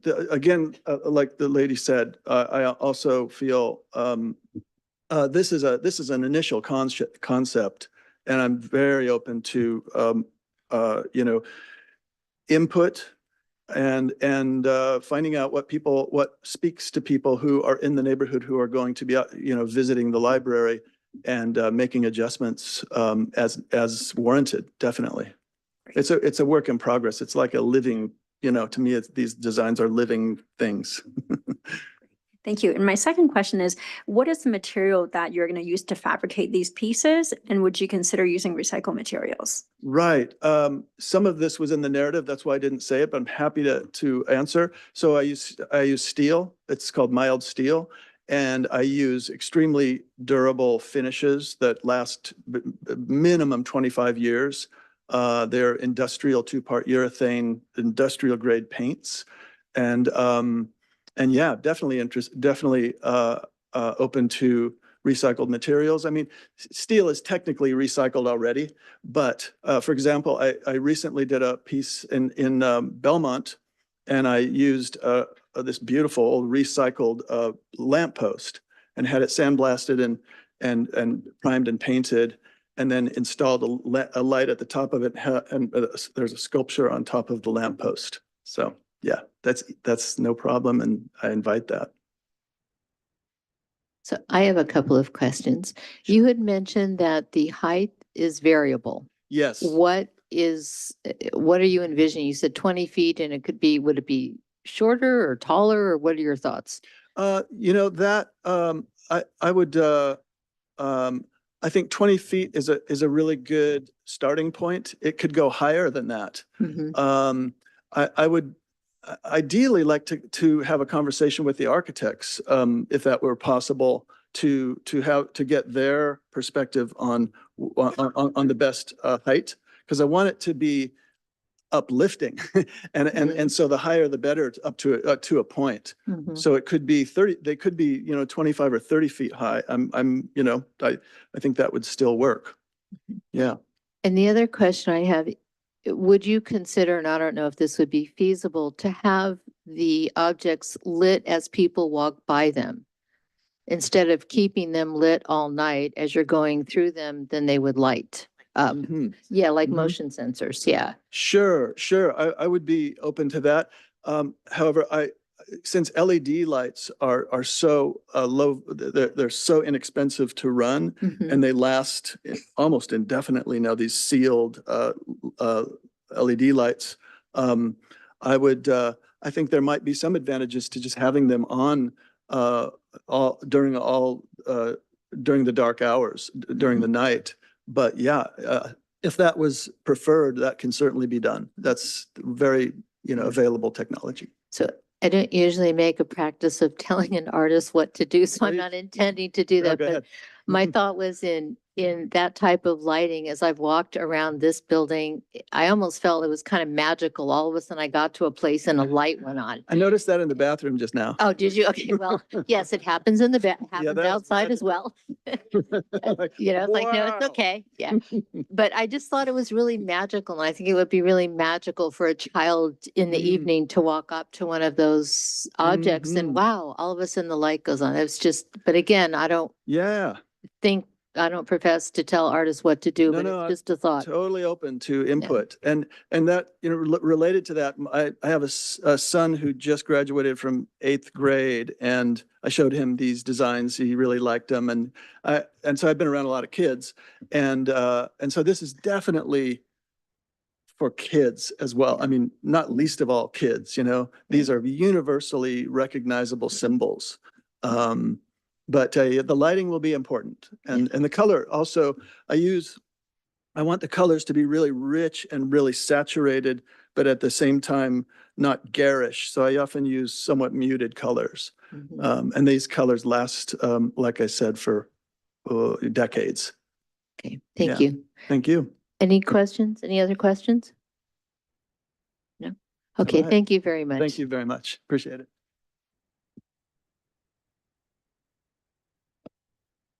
Okay, our next presentation is from Ride Art Studio, the artistic team of Sori Russell and Jonathan Russell, also out of Berkeley. Did you guys carpool by any chance? We thought about it. We talked to each other. Good evening, everybody. Thank you for having us tonight. Just quickly, go ahead. So this is the, Right, I'll do that. Yeah. Quickly, just about us. My name is Saori Ide. and I'm Jonathan Russell, and we are a husband and wife artist team, as she says, and we are we live and work in Berkeley. I don't know if you've seen our other work because I didn't see them in the proposal, but we do a lot of, we've done big public commissions all over the country. And mostly our work is narrative. We usually find something that's pertinent to the environment, something that's relevant, and work with that. Oftentimes a story that's happened or whatever, we'll use that as the basis of our imagery. Go ahead. So our piece, we're excited to present our proposal, and it's titled Roots of Knowledge.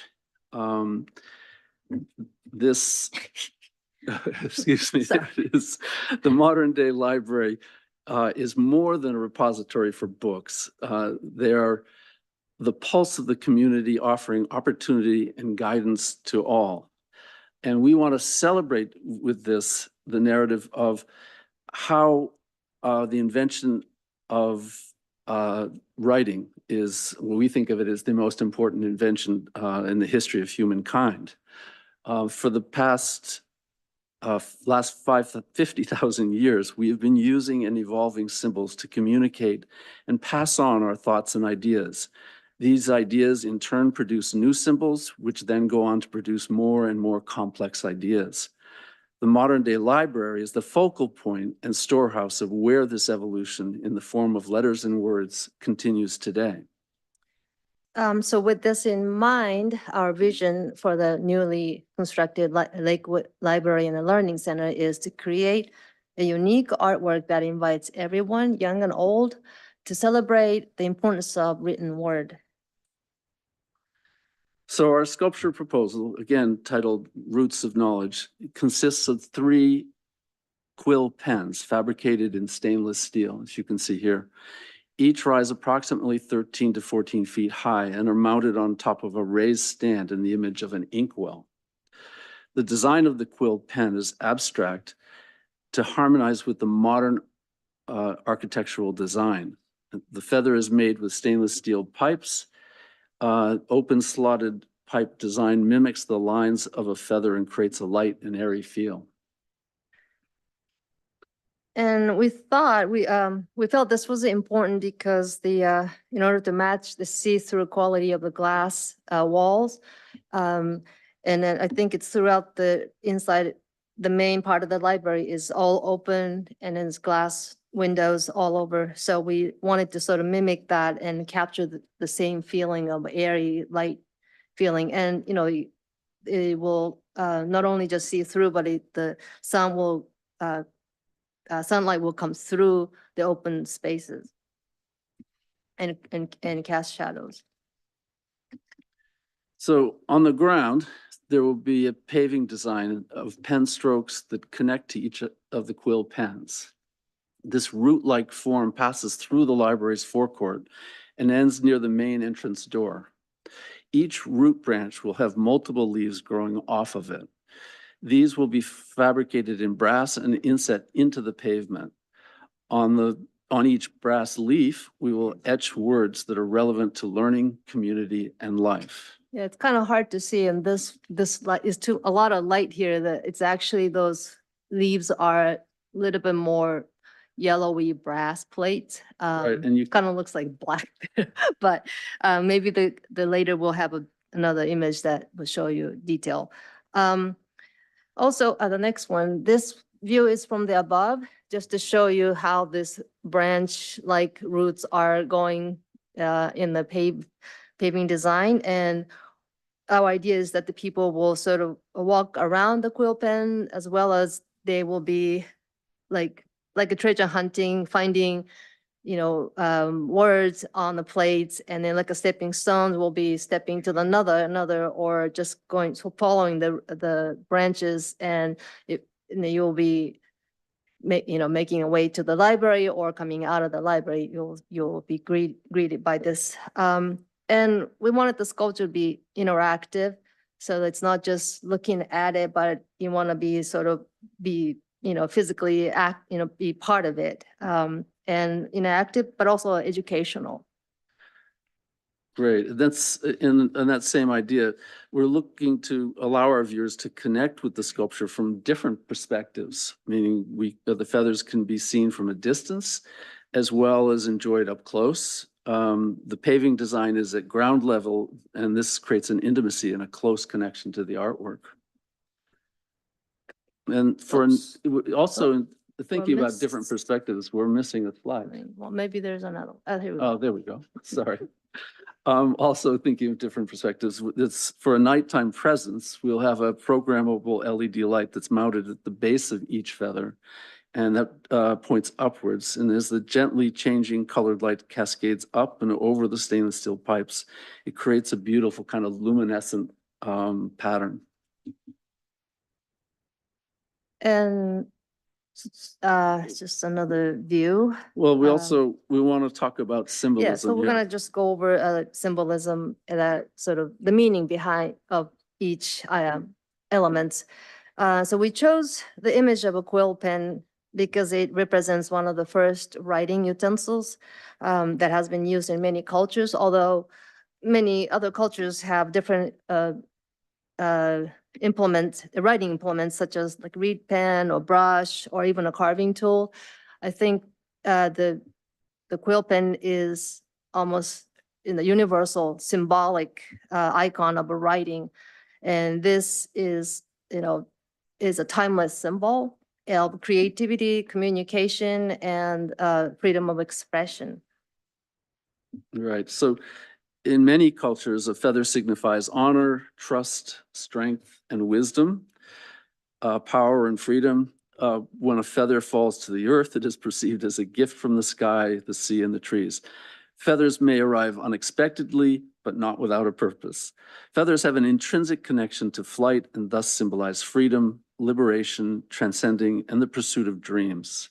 Most importantly, the feather is a universal symbol of wisdom and knowledge. And on top of that, let's go back to that. On top of that, we included the paving design that has 3 or more birds in flight. I don't know if you can see that little black spot there. there might be a little closer up detailed pictures. These also will convey the concept of ideas that take flight from a foundation of knowledge. Birds as well, similar to feather, symbolizes freedom, perspective, communication, and wisdom. And the paving design will include this stroke drawn by the quill pen and sort of creating a root-like branches that spread in many directions. And then we have about 2 minutes left. Perfect. So the brass leaves, so there's a little bit better view, Mhm. are embedded in the ground, represent new life, growth, and renewal. Each leaf will have etched words such as community, diversity, love, curiosity, strength, unity, hope, and many more. We'll include words written in different languages and will consult with the community regarding the choice of words and relevant languages. Our current language choices will be Spanish, Chinese, Arabic, Bengali, Hindi, Tagalog, Japanese, Italian, and Portuguese. I think including many different languages talk about the diversity of a culture, especially in Sunnyvale and in the Bay Area, and just in general, coming from different, me as coming from a different culture, having included is very important, and especially the South Bay, the peninsula, there's so many different diverse cultures. So we wanted to sort of represent as many as possible. Probably not impossible to do all of it, but as many as possible, include their cultures in this sculpture. And then this one, just to show you from the distance, looking from a parking lot, and we chose this location, the main forecourt, because we felt that this was the most important part of the library into the building, and sort of inviting people to the library.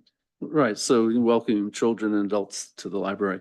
So in conclusion, our sculpture really is about exploration and discovery. We look to have people coming in to find and uncover layers of meaning, and we want viewers to become a part of the narrative and experience meaning. It's not just looking at it, but they are part of the sculpture. They are part of this installation, as it were. But really, we hope to bring awareness of different cultures and how different cultures express common thoughts and emotions. So you have all these different people coming, but those thoughts and emotions, they're all the same. And we have a few other slides, but they are just dimensions and materials that, if you have any questions, we can talk about that. But that's it for our presentation. Thank you. Thank you. Thank you. And Any questions? Yeah, I have a question. So for the pavement, where you're gonna have the brass inlay, are you gonna use a wider material than traditional concrete so that there's a true contrast between the two elements? That, I think we have to wait till we go into the final design stage, talking to the contractors and architects, what they have, they might have their vision of what they want. And for us, including the paving design, could be on any material. I mean, let's say they are concrete surface, and what we will do is sandblast the patterns, and then we'll come in with and then inlay the colors, as well as the brass plates. Right, we've just done a project in South San Francisco where we have done exactly the same thing, and that pavement was actually brown. So I don't think that's quite a problem, but it would be definitely a decision we would make with the contractors or how it's being done as to what decisions. But I think the contrast, we could easily handle that, as she's saying. And one other question, I know you're not presenting it that way. There's no thought of making one of the quills kinetic, like rotating? Well, we are actually known for kinetic art. That's what we've done, kinetic pieces all over the country. I think, for this one, we wanted to make it something more intimate. And the problem with the kinetic sometimes is that they need to be up high so that they can't reach and touch it, and for vandalism issue. And for this space, we felt like we wanted to keep it more down to earth, closer to us. So we kind of moved away from the kinetic concept. But Philip could be moving up. Sometimes what we like to think of is it's implied kinetic, meaning there is movement, but it's not actually moving. And so we like the idea of entering into this, really an installation, you could call it. And you are the one who is moving through it, the child, the parent, whatever, or with your parents, you're discovering different things, you're looking at different names, you're having fun. And this is all just walking through. Any other questions? Yep. Hi. So my first question is around the LED lights that you showed. Would you consider making the colors programmable so that we can change the colors based on, if it's Pride Month, do rainbow colors, if it's fall We colors? have done that with almost every installation we yeah. do. It's So, all easy, controllable, right, the right. lighting. We're just doing one right now for the city of South San Francisco where they have control of it in their city, the city hall offices. So they can control what the light is, and it's exactly the same for holidays or whatever things they want to do. They will program the lights that will go on the sculpture. So Got it. yes, that's very doable. Got it. And Cool. that's actually really fun idea and adds a whole really interesting sort of thing for the library, et cetera. So it's almost a way of saying, hey, come in. Great. And then the second question is what I'd asked Eric earlier, regarding the materials that you're using for the sculpture. I noted that you're going to use stainless steel and brass. Would you consider using upcycled or remnant materials? Absolutely. I mean, if we can find that and if it's available, we would absolutely do it. We have used stainless mostly because of it's long lasting and maintenance is very minimal. But we're definitely open to all possibilities. Even in this idea, we're thinking of having instead of it being pipes, having it be illuminated tubing of some kind. But all of these things are possible. Great. Thank you. Commissioner Kaufman, did you have any questions? The only question I had was how you would choose the words on the leaves, and you answered that. So thank you. Definitely community involvement. Yes, thank you. Thanks so Thank much. you. Thank you.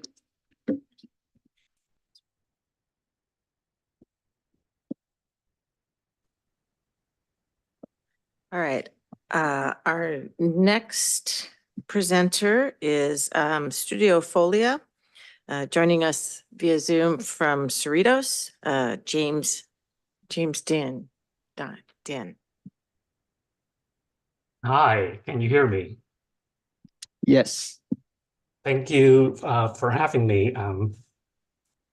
I start the presentation with this quote by a well-known French author who wrote the book, The Little Prince. And the quote says, "For behind all seen things lies something vaster. Everything is but a path, a portal, or a window opening onto something more than itself." And I feel that this quote really captures that sense of possibilities that libraries offer to people. And, when I was a child, I had come to this country with my family as refugees from Vietnam.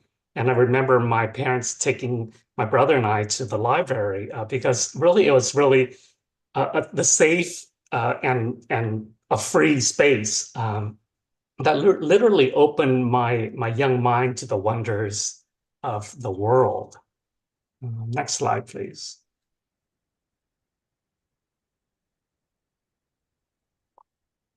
And the inspiration for the artwork, as I kind of alluded to, is really inspired by the idea that libraries are literal and metaphorical portals that open onto vast worlds of information, knowledge, and resources.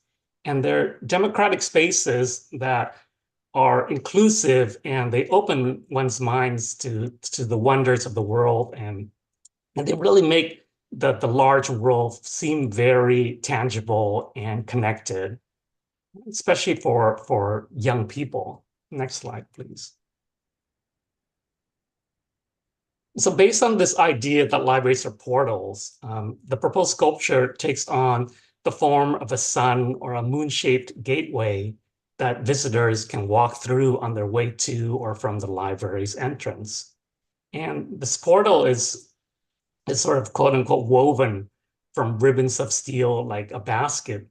And this weaving serves as a metaphor for the interconnectedness of communities and humanity. And the portal's size, the entryway would be wide enough so that it is handicap accessible. And the lower portion of the two legs of the sculpture would be solid to deter climbing. I mean, these are just very practical considerations. The next slide, please. And some of the ribbons on this portal would have cut out text representing the titles of classic literary works from around the world. And if possible, the titles would be written in their original language to really capture the beautiful diversity of the human language, but also the diversity of languages that are spoken in Sunnyvale.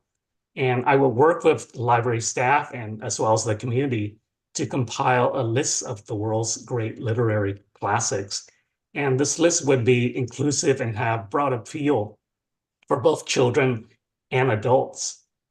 And this weaving together of text really reinforces the idea of the interconnectedness and richness of the world's shared humanity and our shared cultures.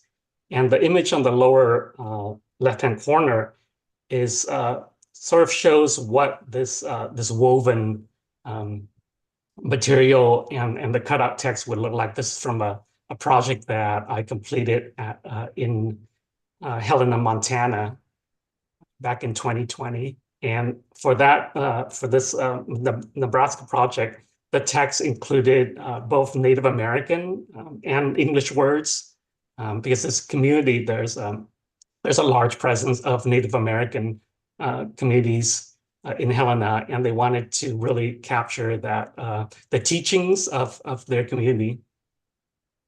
Next slide, please. And the sculpture, because of this weaving quality, it will cast interesting shadows and light patterns over the course of the day. And so it inherently has that dynamic quality. And as the sculpture is hollow, it can be illuminated from within and really glow like a lantern at night. Next slide. And the sculpture would be, I'll show you these dimensions here, be about 12 feet across in the diameter. And the overall sculpture would be 11 feet high. The portal itself would be 7.5 feet wide. And like I said, it's really designed to be accessible for everyone, including people in wheelchairs. Next slide.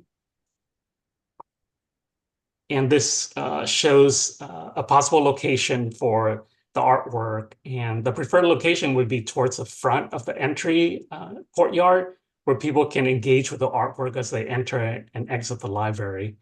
But that being said, I would work with the design team to find the most appropriate location for the artwork. Next slide. And this shows an overall view of how the sculpture would fit into the overall library entrance. And the circular form of the sculpture really echoes as you can see, the circular oculus of the entry canopy. Next slide. The sculpture would be made out of 3/8 inch thick steel, which forms the framework, the structure of the sculpture, and then the woven parts would be made out of 1/8 inch steel. And this woven part would be fabricated from a combination of water jet cutting pattern and also welding. And the sculpture would be painted. The color would be to be determined, in consultation with the design team, and perhaps the community could have input on the design, the color choice as well. And I had mentioned that the the sculpture would be illuminated from within. The archway of the sculpture could have an LED strip light that runs along the seam of the sculpture. And LED lights, they're very long lasting and low energy consumption, and they can be programmable if that was that was something that we chose. The sculpture itself will be fabricated as a single unit to really facilitate shipping and ease installation. A small crane might be needed to lift the sculpture to site, and very typical for these type of sculptures, you just attach the base plate of the sculpture to and bolt it down to the concrete footing. Next slide. And this pretty much summarizes my presentation. Again, this is how the sculpture would look the entrance. Thank you so much. Does anyone have any questions for the artist? Okay, thank you very much for your presentation.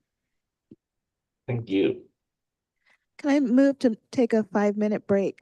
Make a motion to take a 5-minute break.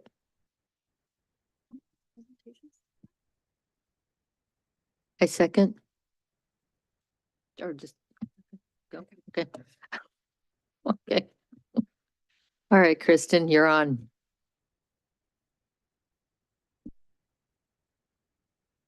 Okay, thank you. All right.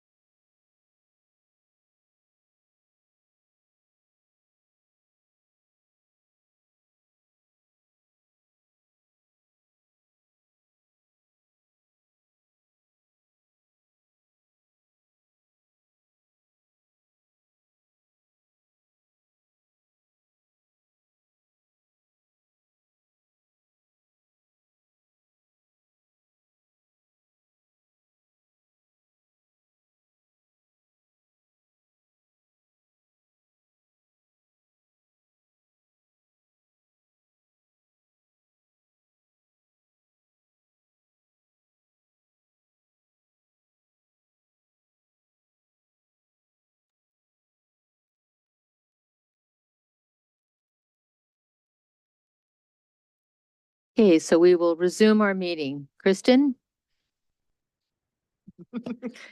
Okay, our next design is Urban Rock Design. They are joining us via Zoom from Los Angeles, and it is the artistic team of Russell Rock and Janine Centauri. Hello. Hi. Oh. Not us. There we go. There we go. Hi, everyone. Thank you for this opportunity.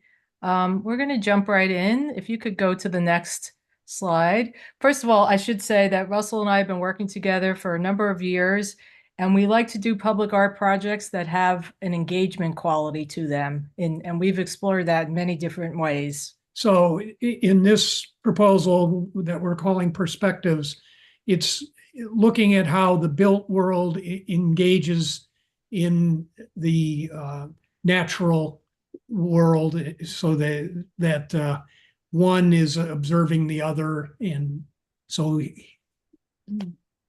we can go with the bullet points then. So you can go to the next slide. So just to start off, our project is very simple in form, but dense in experience. And we have 6 very small pieces, so different size pieces actually, that are spread throughout the parking lot and one in the entry court. And they're meant to catch your attention and invite you to engage with them. You can go to the next slide. And so this is the collection of all 6 of them. And we're going to go through them very briefly one by one, but they capture different qualities that have to do with altered experiences, engaged experiences, changing how you see something or experience something. You can go to the next. I think we'll go through them one at a time. This first one is called View from Above.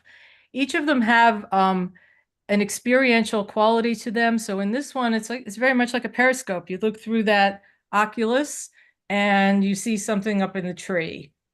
And the figure there is just for scale. And note that we also have these idiomatic expressions. View from above is inscribed into the base. So the next slide, please. So this change your perspective is a camera obscura. This is the piece located in the entry plaza, and it looks at the front door. And so then when you look through this, everything is turned upside down, being a camera obscura. So it changes the way that you might look at the comings and goings of the library. Next, please. This one, see the local color. This is a taller one, and it's in the parking lot and along one of the median islands. And it has this brightly colored glass that is held at above, and it goes through the color wheel with these different colors, and each of them is an image from nature. We're very much connecting with this biophilic idea that of the architecture of the building, and this is an example of that. So when you look up, you see this sort of brightly colored thing, that canopy that is framed by the sky, and then it also, in bright sunny days, it casts this colorful shadow on the ground. Next, please. This investigates how patterns work with one another, interrupt a pattern. And so these 2 similar discs, as you move along, create moire patterns. So it changes depending on where you are and how the lighting is. Next, please. All of these projects work differently from afar than from up close. So in this one, there's a dot pattern of a tree. And when you look at it up close, you see, as the little image shows, this sort of abstracted patterns of dots. But when you're standing far away, you actually see a tree. And this is a apricot tree referencing the former orchards in the area. Next, please. And then this one, see the light, works literally with light. And so when it's a very sunny day, this upside down inscribed quote casts a shadow on the plate, and you can read it. Were it not for shadows, there would be no beauty. That is a stand-in quote for now, in advance of doing community sessions. But this idea, the inscription is "See the light." This idea that on strong sunny days, you would see it very vividly, and in cloudy days, you might not as much. And you can go to the next, but I think we're gonna conclude here soon. But our color palette, each of these things is colored with a powder coating color, and it is based on the landscape colors that are in and around the parking lot and the design of the building. So these would be the sculptural elements themselves would be fabricated out of 61 tempered aluminum plate that we've used in several public installations that would then be powder coated and have an anti-graffiti coating on that so that maintenance is easy, and it's quite a durable finish. It's used in street furniture all the time. And the glass elements you saw, those would be laminated glass that has a printed inner layer that is a colored frit, so it's bonded onto the glass itself. It's not a film. It basically are little colored specks of glass that are melted onto one of the two layers of the laminated assembly. And we've also used that previously. And it has a color fastness, they estimate at around a minimum of 90 years. So You can go back, if you don't mind, to the image with the 6. And we'll just conclude here in a moment, but I think it's a little further towards the front. Next, right there, yeah. If you could just hold it there for a moment. I just want to say that this project is very much about exploration, and we're thinking that the visitors to the library range in age, a lot of kids, adults, people of all ages, and we're trying to make something that is fun and that might be something that you want to see again and again, and you might discover different things about it. Kids would certainly have fun, I think, with it, adults as well, but that's the idea, that you would gain different experiences, especially given that, you know, the sun is going to be changing, the atmosphere is going to be different. You might notice different things from afar and then up close, and you know, the fact that these things are spread around makes it this kind of thick experience that is very much about the whole environment, the whole sort of campus. And it's sort of based on the phenomenology of the user, so that it's meant to give them a small enriching experience that looks at the environment that they're in. Okay. That concludes our presentation. Thank you very much. Do any of the commissioners have questions of the artist?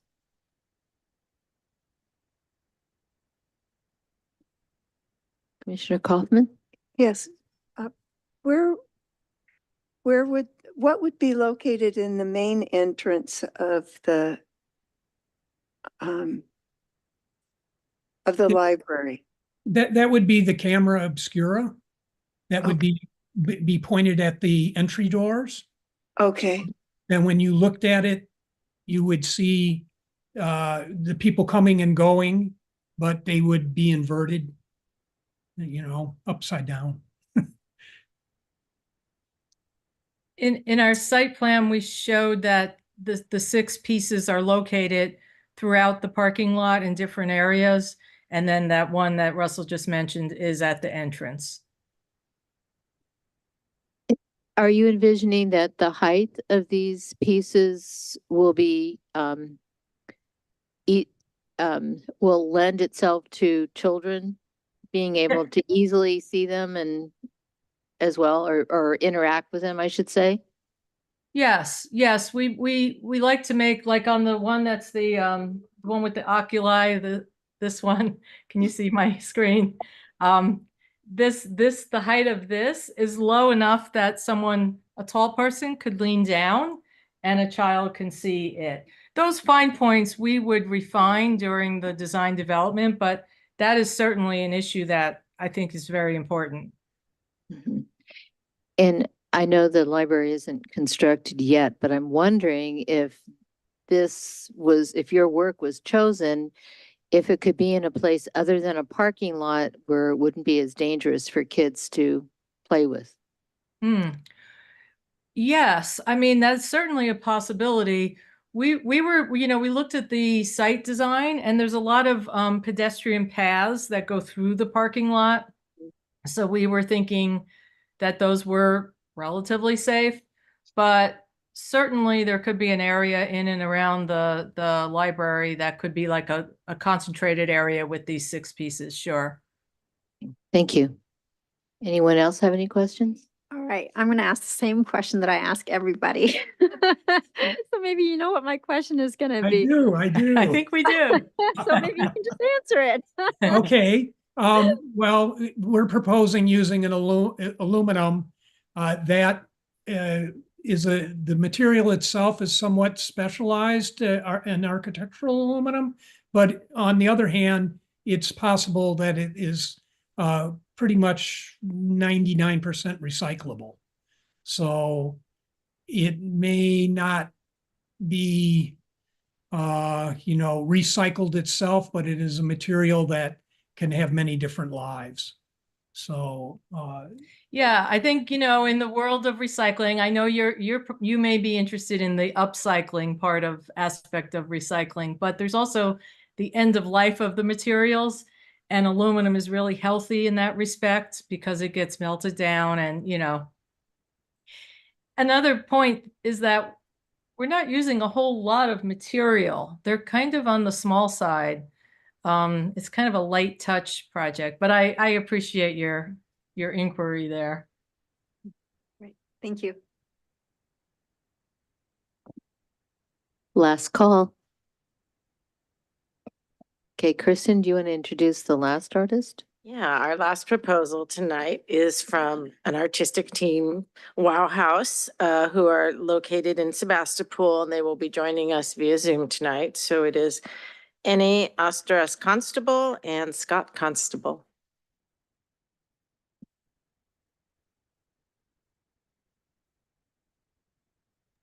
Can you see me? Great. Yes. Hi, I'm actually speaking on behalf of the two of us. Scott got delayed on a flight, so I apologize. Did his best to be here, but it didn't work out. I do, however, have a cat in my lap, and you can see his ear right here. He may poke his head up on occasion. I think the fact that it's the evening is confusing him as to why I'm on the computer. So if Mr. West, our cat, joins us, you'll know what that's about. I'm going to try to keep him down low here. But thank you so much. We really appreciate the opportunity. We're literally traveling next week to Nashville. It's our 4th library commission that we've done. And I think there's a reason. And it's because we really do love libraries and consider them to be, as so many people here have already said, the foundation of our democracies and our community. In general, it's something that has been close to our hearts. And so we were very inspired by this project, very impressed by your vision for it. The biophilic aspect of the project was interesting. And of course, the multicultural community that you're in is inspirational. So we really started to think of the library, thinking about it as the hub, as a commons. So it's a green commons. You have the biophilic design, but this space here, this liminal space you have between the indoor and outdoor is valuable. As we all know, there aren't that many places where children can play safely and people can gather. And we thought, as parents who've brought our own children to the library, old people coming to the library, people with various abilities, having a place to sit is a pretty basic but fundamental experience, a place where you meet folks, where you know where you're going to be when you're trying to meet at the library. So that we started with a really functional thing, actually. And you can see that in this design, you're connecting heaven and earth. There's a grounded granite sculpture at the entry, and then a looking skyward, an aerial piece, and they're both inspired by the Samara. And the Samara is a native California tree, and the seed of the Samara spirals as it falls. So it was a really apt metaphor, we thought, connecting the role of the library in inspiring, as many people have said here, ideas, imagination, taking flight, and then connecting it to nature. So we really like that combination. And we saw this as an icon, as a symbol that people would carry with them from all cultures of this specific library, of your special library. Next. You can see here the location of these can vary, but we just took a stab at a general sense of the bench itself and then the suspended piece. It could be a standing sculpture as well if you wanted, but what's exciting about it is it feels to me, when we're thinking about moving through the space, it will continually change. That suspended piece, your perspective on it will change. And not only that, but as we get into the details next. Oh, here's the Samara. For those of you who haven't seen one before, they're gorgeous and really an incredible native tree. Next. As I was saying about the suspended piece, the colors will actually shift as well. So we're imbuing the space with a color palette next that is iridescent and will capture light at nighttime. It'll shine. And we've been talking a lot about lighting. I've heard you mention changing the lighting on this will be really exciting.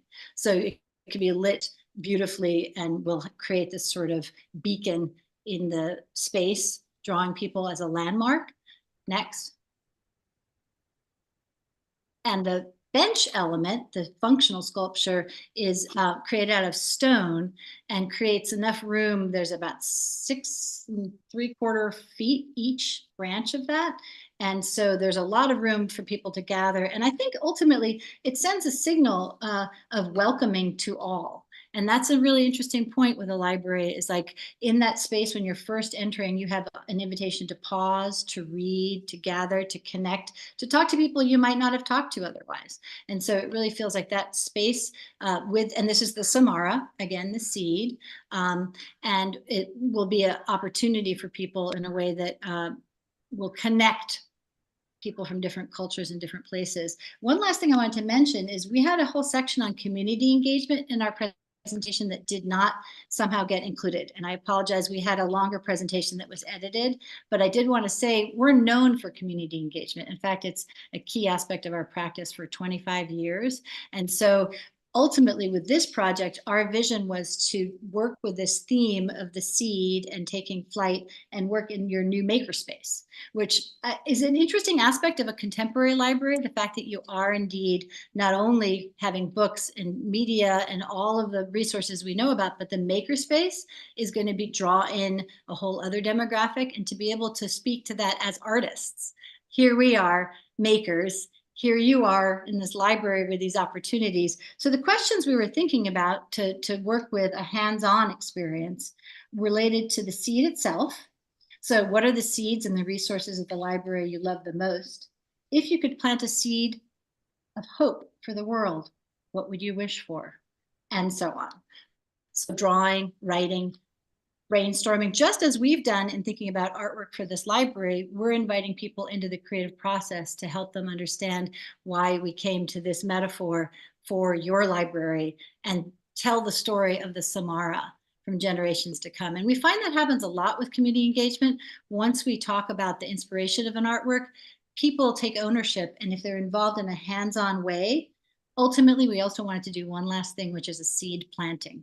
So at the makerspace, inviting people in to plant their own seeds, literally, could be sunflowers, could be maple trees, take those home, tell the story of the artwork, tell the story of seeds as inspiration, and then come back and, document that, share that with each other. So we're talking about the idea of a hands-on experience that relates to something very physical and permanent, but in a more metaphorical way that people can share amongst each other as the basis for the work. Next. I think I lost that. Could we go back? Back again to the very beginning where we see the overview? Thank you so much. We really appreciate your accommodating us not being there. We would love to have come. Just the scheduling did not work out for us. But in general, I want to say we would be there in person if we could. At least I was able to make it. But I do think that this combination of these two, it also leaves a lot of room for people to still use this commons, which I think is important, that it is valuable to have an indoor-outdoor space, as we all know here in California. With those trees that we'll be growing in, I think you're going to have essentially a green commons that's going to be very exciting for people to experience, and a beloved destination that's an enhancement to the library overall through the art. That's it. Thank you for your presentation. Are there any questions of the artists from the commissioners? So is the library planning to plant samsara trees on its premises? There are trees in that space. In that space right there, in the image of that entryway, there are trees, I believe. Are there not? Yes, there are in the rendering. Yes. So the idea would be to connect the fact that they're the art and the trees, and to be talking, and I believe they might be maple trees. And if they're not, that would be something to talk to the landscape architect about.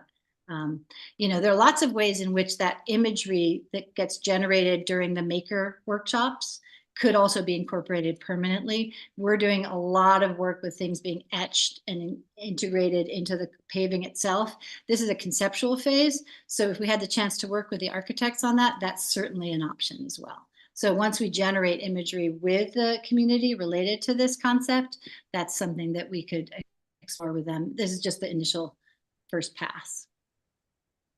Oh, and related to ecology, which has come up, ecology being an important piece of this, aluminum could have a recycled content for sure. So the aluminum piece, that's an aluminum piece with a heavy urethane finish, that could be created out of reclaimed aluminum, as the stone itself could be, actually. So we've been working a lot with stone, and it's a very special, timeless, high quality material that you don't see that much in public spaces, but it has this deeply visceral quality and can certainly be sourced, potentially, depending on the piece, could be sourced as well as reclaimed. Thank you. Any other questions? I'm just curious, where would you source the reclaimed aluminum from? Oh my God. Well, there's a place called Alco. I don't know if you've ever been there, but there's a place in San Leandro, and we have some connections. We've done some work with them in the past. It really is a little bit of the luck of the draw, depending on what's available at a specific time, and your time frame would be a factor there. But there are national networks related to metal sourcing. We're working on actually another library piece right now with stainless, and that's being sourced in LA. So, there are certainly in California, within California, there are opportunities. But also, as other artists pointed out, even if you couldn't get the actual sourced aluminum, it is a recyclable material that's very, and in that respect is also, the end life of it is very positive too. But I don't think we'd have too much trouble finding that. It's not a huge sheets of it, so that makes it easier to source. It's water jet cut, and it has that beautiful, I don't know if you've seen that finish, that double urethane finish, but it literally changes as you pass by. There are particles of metallic pigment that literally shift and move, which I think is quite extraordinary experience. If you haven't experienced it before, the combination of the composition and the finish will be really beautiful and play beautifully with light as well. Thank you. No other questions? Okay, so I think now, is there anyone from the public that wishes to provide comment? Yes, we do.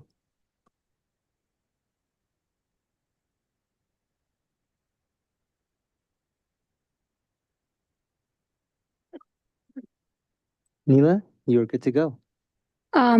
Hello, my name is Neela Shukla. I'm in Planning Commission, but I'm talking on behalf of myself. First of all, I want to thank our city staff and the Art Commission to continue advocating art in our Sunnyvale, and I'm very happy about it. I wanted to speak for the earlier art wall ranking, but I think you guys did wonderful job, and I completely second it for the selection. For the sculptures, I really like all of them, but I think Root of Knowledge has its complexity and sensitivity. It also reveals meaning in unexpected way. All these architecture spaces are used differently, and the kids always invent it. So when these kids discover their language on the floor, it could completely create amusement in them. So I really think that's my first choice, and all others are wonderful. Wow House, Taking Flight. Taking Flight is more like we had it earlier in Sunnyvale downtown, that sun sculpture. So I think it's like above the eye level, and somehow the people, when they walk in, it can create landmark, but at the same time it's not interactive enough for me. But it's still whoever gets selected, all of them have wonderful qualities into it. Taking Flight is also that's what I talked about. Sorry about the name. And then the Urban Rock, I feel that Urban Rock has a very exploratory exhibits, and I would think that that's more like innovative.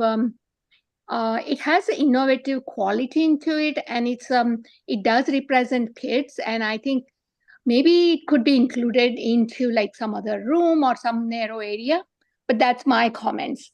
But I really appreciate all of your work. Thank you. Thank you for your comments. Now, the Arts Commissioners, it's your turn to speak. What do you have to say?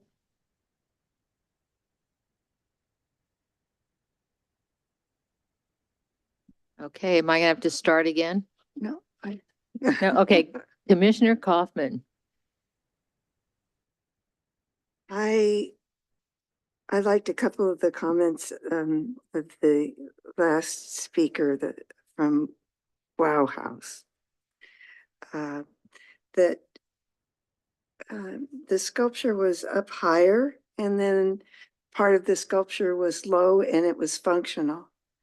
And it left the rest of the entrance to be, maybe there'll be other seating areas or something that was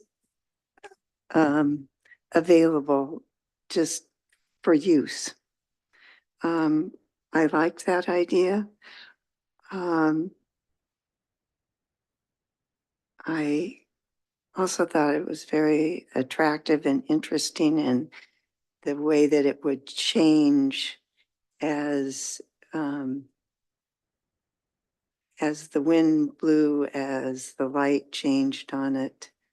I thought that was an interesting factor. I was a bit worried about, as you raised the features of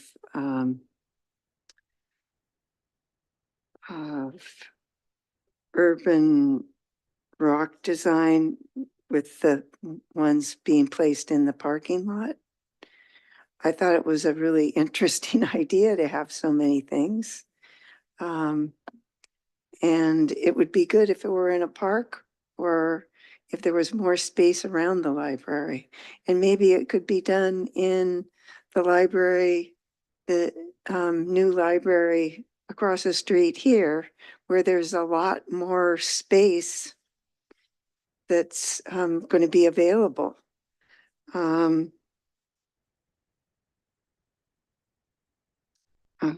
Those are my comments. Thank you.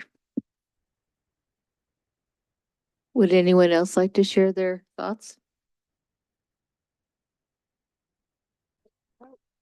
Okay, well, I'll share mine just quickly because I know it's late and we're probably all really tired right now. I really appreciated the interactive aspects of the pieces that were shown, be it standing below something and watching the light come through it, or reading something that is on a leaf that I'm looking down at. I really appreciated that because I think that's a really nice part of a library, because when you're reading, it's you and your book. But the interactiveness of these pieces takes on another dimension to the library. So I just want to thank all the artists for their submittals. They were actually all very lovely. Thank you. Now, please take a look at the list. As a friendly reminder, we will rank these 1 to 5, 1 being your highest and 5 being your lowest. I'll give you another minute to write down your ranking, and then I'll do a random vote.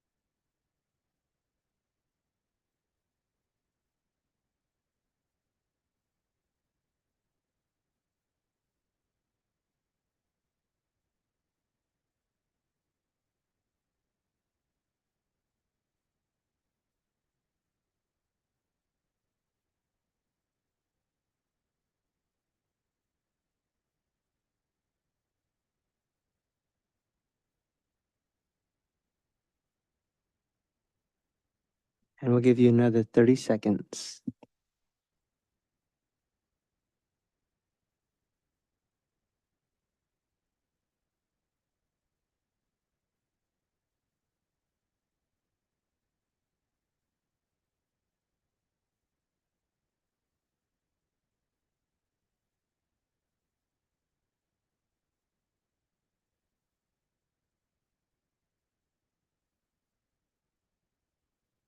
All right, so we'll start our voting with Commissioner Kaufman.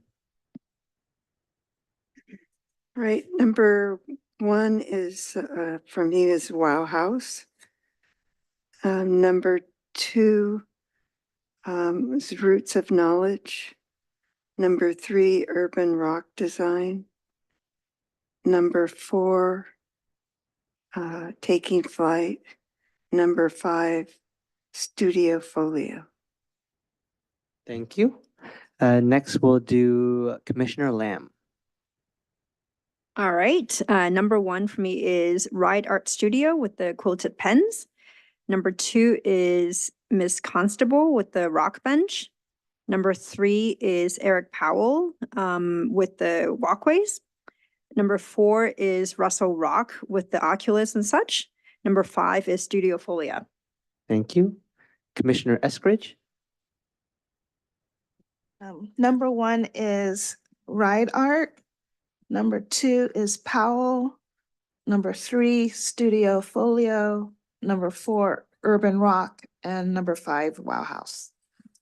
Last but not least, Chair Vi. I got to go last because I took the longest. No worries. Okay. So for me, number 1 is Ride Art Studios. Number 2 is Urban Rock. Number 3 is Taking Flight.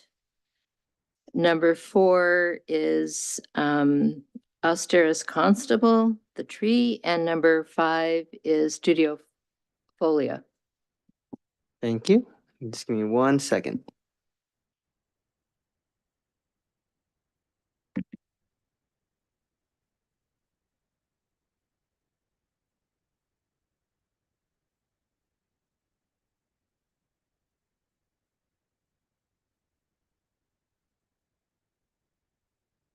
From our rankings, the top rated was Ride Art Studio. And coming in second, we do have a tie between Wow House and Eric Powell. Kristen, will we need to do a tiebreaker for second place just in case? No? And then we are good as is.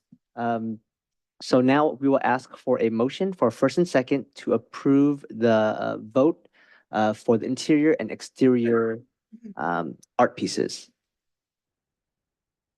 I motion to approve the vote for the interior and exterior art pieces at the Lakewood Library. I second.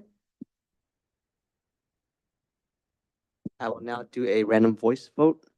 Chair Vyth, Yes. Commissioner Eskridge, Yes. Commissioner Lamb, Yes. Commissioner Kaufman. Yes. The vote passes 4 with 1 absent. So now we're moving on to non-agenda items and comments. This portion of tonight's meeting is for oral reports and announcements by commissioners. Is there any commissioner that would like to make an announcement or share a report? And staff, do you have any non-agenda items or comments? No? Wait, is that you, Kristen? Yes, okay. That's me, sorry. All right. Wanted to make an announcement that we have released our most recent request for qualifications for the Sons of Sunnyvale project. It was released last week. The deadline for it is July 22nd. And so we expect to be back here before commission with the results of that probably September, at the September meeting, I think is what the timeline calls for. So just wanted to make sure you were aware of that. And also to remind everybody that the exhibits program is in full swing. And that is a program where we have taken 3 walls here in the city, 2 at the senior center and 1 at the library. And we've turned them into exhibition spaces. So we have 3 artists in every 6 weeks. Those are changing over. It's a pilot program that will go through May of next year, May of 2025. And there will be 27, I believe there's 27 artists who will be participating in that. So all of that will be available on the website next week with the schedule and the artists that will be exhibiting. The RFQ for the Sons project is available on the website right now. So if you can help get the word out, you'll be my best friend. Thank you. So the last item that we have, it's a standing item. Any Arts Commission proposed study issues for calendar year 2025? No, that's just a standing item. Just shows which items we have already subscribed to be for study issues. So we're good to go right now. So we're good? Okay. Okay, so the meeting is adjourned at 9:34.